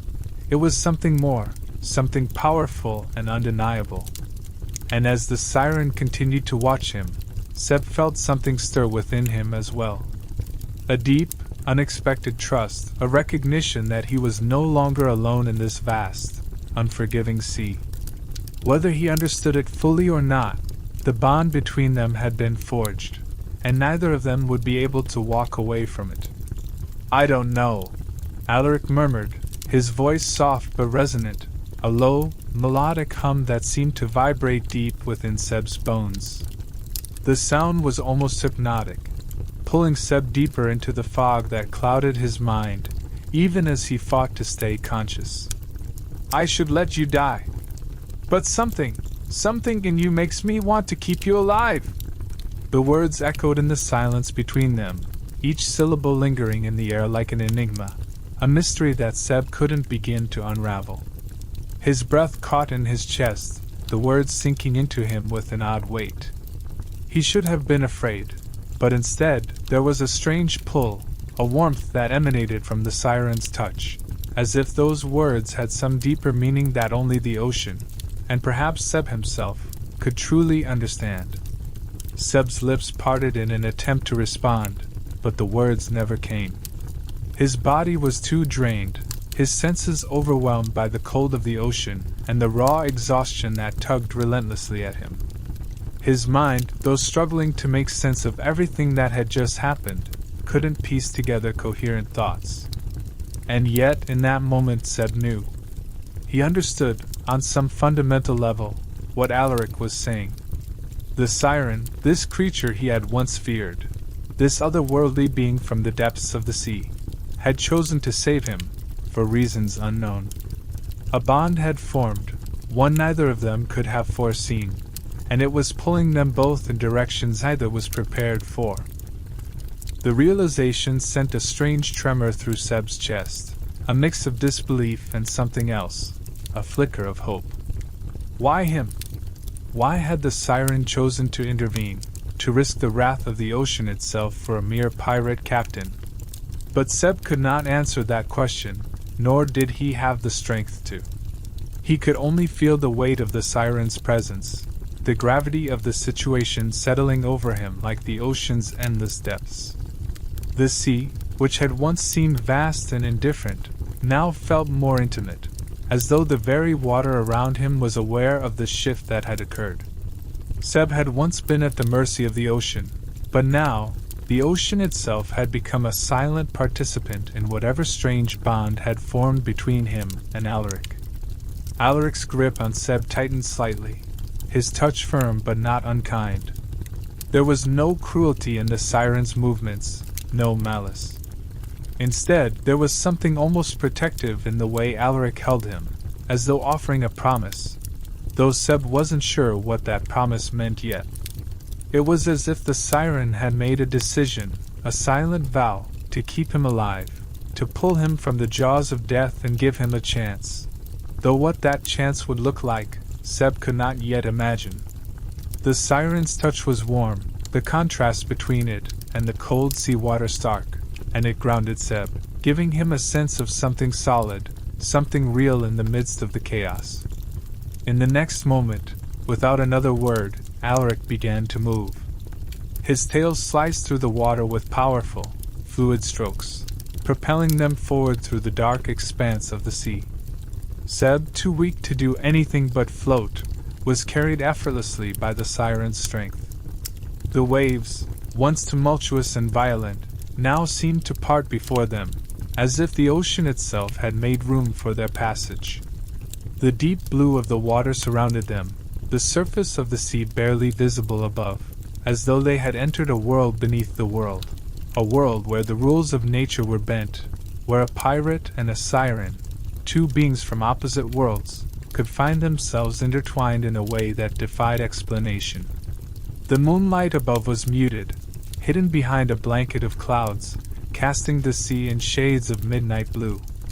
The world felt vast and empty, the only sounds the rhythmic swish of Alaric's tail, and the faint lapping of water against Seb's skin. His mind wandered in and out of clarity, each pulse of his heart a reminder of how fragile he was, how close he had come to losing everything. And yet, despite the overwhelming exhaustion that clung to him like a second skin, Seb couldn't deny the strange sense of comfort that washed over him in the presence of the siren. There was a certain peace in the way Alaric moved, in the way he guided them through the water, as though he had always belonged there, always been part of this world.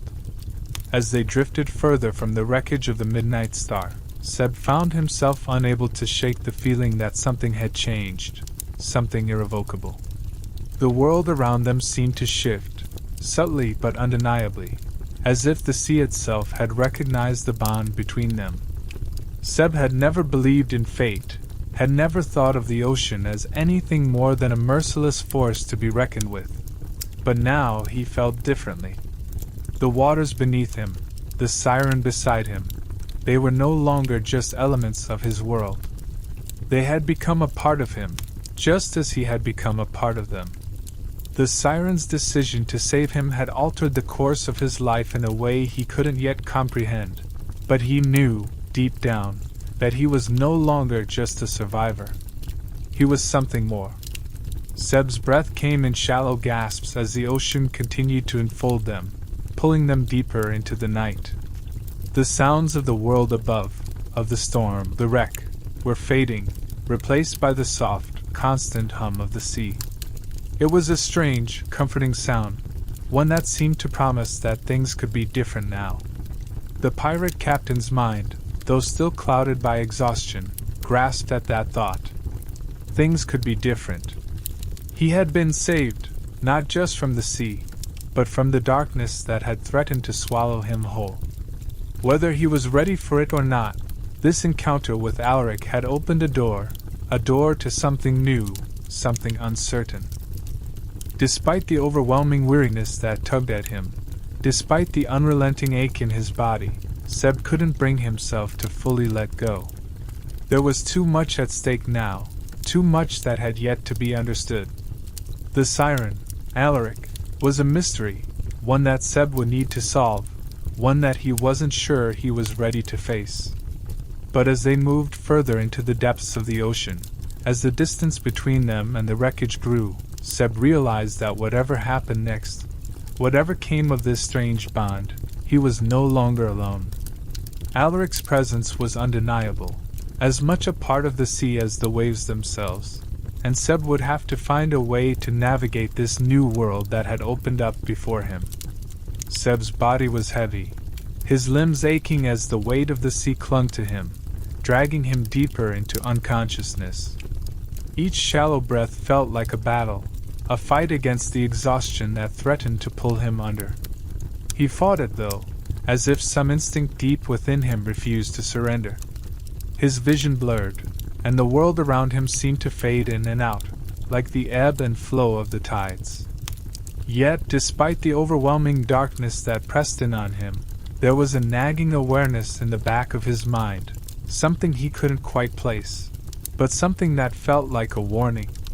His eyes fluttered shut once more, but this time, he didn't open them again. The storm, he knew, was far from over. The sea around him was calm for the moment, the storm having subsided, but the eerie stillness only seemed to deepen the sense of foreboding that hung over him. He could feel the water against his skin, its cold fingers brushing against him with a chilling reminder of how close he had come to drowning. But even in the relative calm of the aftermath, he could sense the tension in the air, the storm having merely paused before it returned with renewed fury. It was as though the sea was holding its breath, waiting for something that Seb couldn't name. And in that moment, it was as if the storm wasn't just the physical tempest that had raged around him. It was something more, something bound to his fate. In the darkness of his fading consciousness, Seb couldn't escape the feeling that the storm was a metaphor for the chaos that had overtaken his life. His mind drifted, slipping between memories of the wreckage, of his crew, of the moments before the storm had claimed their ship. He had fought against it, fought against everything that had come before him. His life, his choices, the very call of the ocean itself. But now, as the remnants of the storm settled around him, Seb realized that the true storm wasn't just one of nature. It was a storm of fate, an invisible force that had swept through his life and had brought him to this point, to the edge of the ocean and the edge of his existence. In the quiet, Seb could feel it, the pull of something larger than himself. The storm that raged within him, the conflict between his past and his future, was as powerful and relentless as the ocean itself. It was a storm that could not be outrun, a force that could not be bargained with. No matter how much he fought it, Seb had always known, deep down, that he would face this reckoning eventually. He had lived a life on the edge, on the constant brink of disaster, but the events of the past days, his ship lost, his crew gone, had brought him to a precipice. He could no longer deny it. The storm of fate had found him, and it was not something he could escape. With a weak, unsteady breath, Seb tried to grasp onto something, anything, to ground himself. But the sensation of the ocean's vastness only deepened the sense of helplessness that he couldn't shake. He was adrift, no longer in control. The very thing he had once believed to be his greatest strength now turned against him. The sea, which had always been his domain, was now something foreign, something he could no longer command. The idea of being powerless was a bitter pill to swallow, but as his body floated listlessly in the water, he understood that the storm he faced wasn't just a force of nature. It was a force of destiny, a current that was carrying him forward whether he was ready or not. As Seb's body drifted with the current, his mind began to slip further into a haze, but the thought lingered. There was no escaping fate. He had tried, over and over, to wrestle with the world, to shape his life with his own hands. But no matter how many battles he fought or how many storms he weathered, the threads of destiny had always woven themselves into his life in ways he couldn't understand.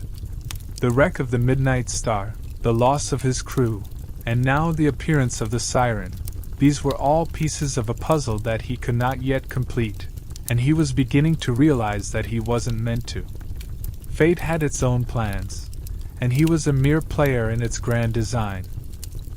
In his weakened state, Seb began to feel a strange sense of resignation wash over him, as though his struggle was futile, as though the storm inside him was already won. The realization was bittersweet, but there was also a strange peace in it. The more he thought about it, the more he understood that this storm, this invisible force that had shaped his life, was not something he could control or avoid. It was a part of him, as much as the sea had been a part of him for all those years. And as much as he had fought against it, as much as he had tried to outrun it, he knew now that he was meant to face it, to let it unfold as it would. The siren's presence beside him seemed to anchor him, even in his weakest state. Though Seb's mind was clouded, he felt the pull of something greater than himself, the connection between him and the creature of the sea, the bond that had formed between them without either of them fully understanding it. It was as if the siren, too, was caught in this storm of fate that neither could control. But Seb couldn't help but wonder if, in some strange way, they were meant to weather it together, if the sea, in all its unforgiving might, had brought them together for a reason. As darkness overtook him once more, Seb surrendered to it, not in defeat, but in quiet acceptance. The storm had not yet passed, and neither had his journey. He could feel the weight of that truth settling in his chest, a truth that was as heavy and inevitable as the ocean itself. Fate had its own course, and Seb could only follow it, wherever it might lead.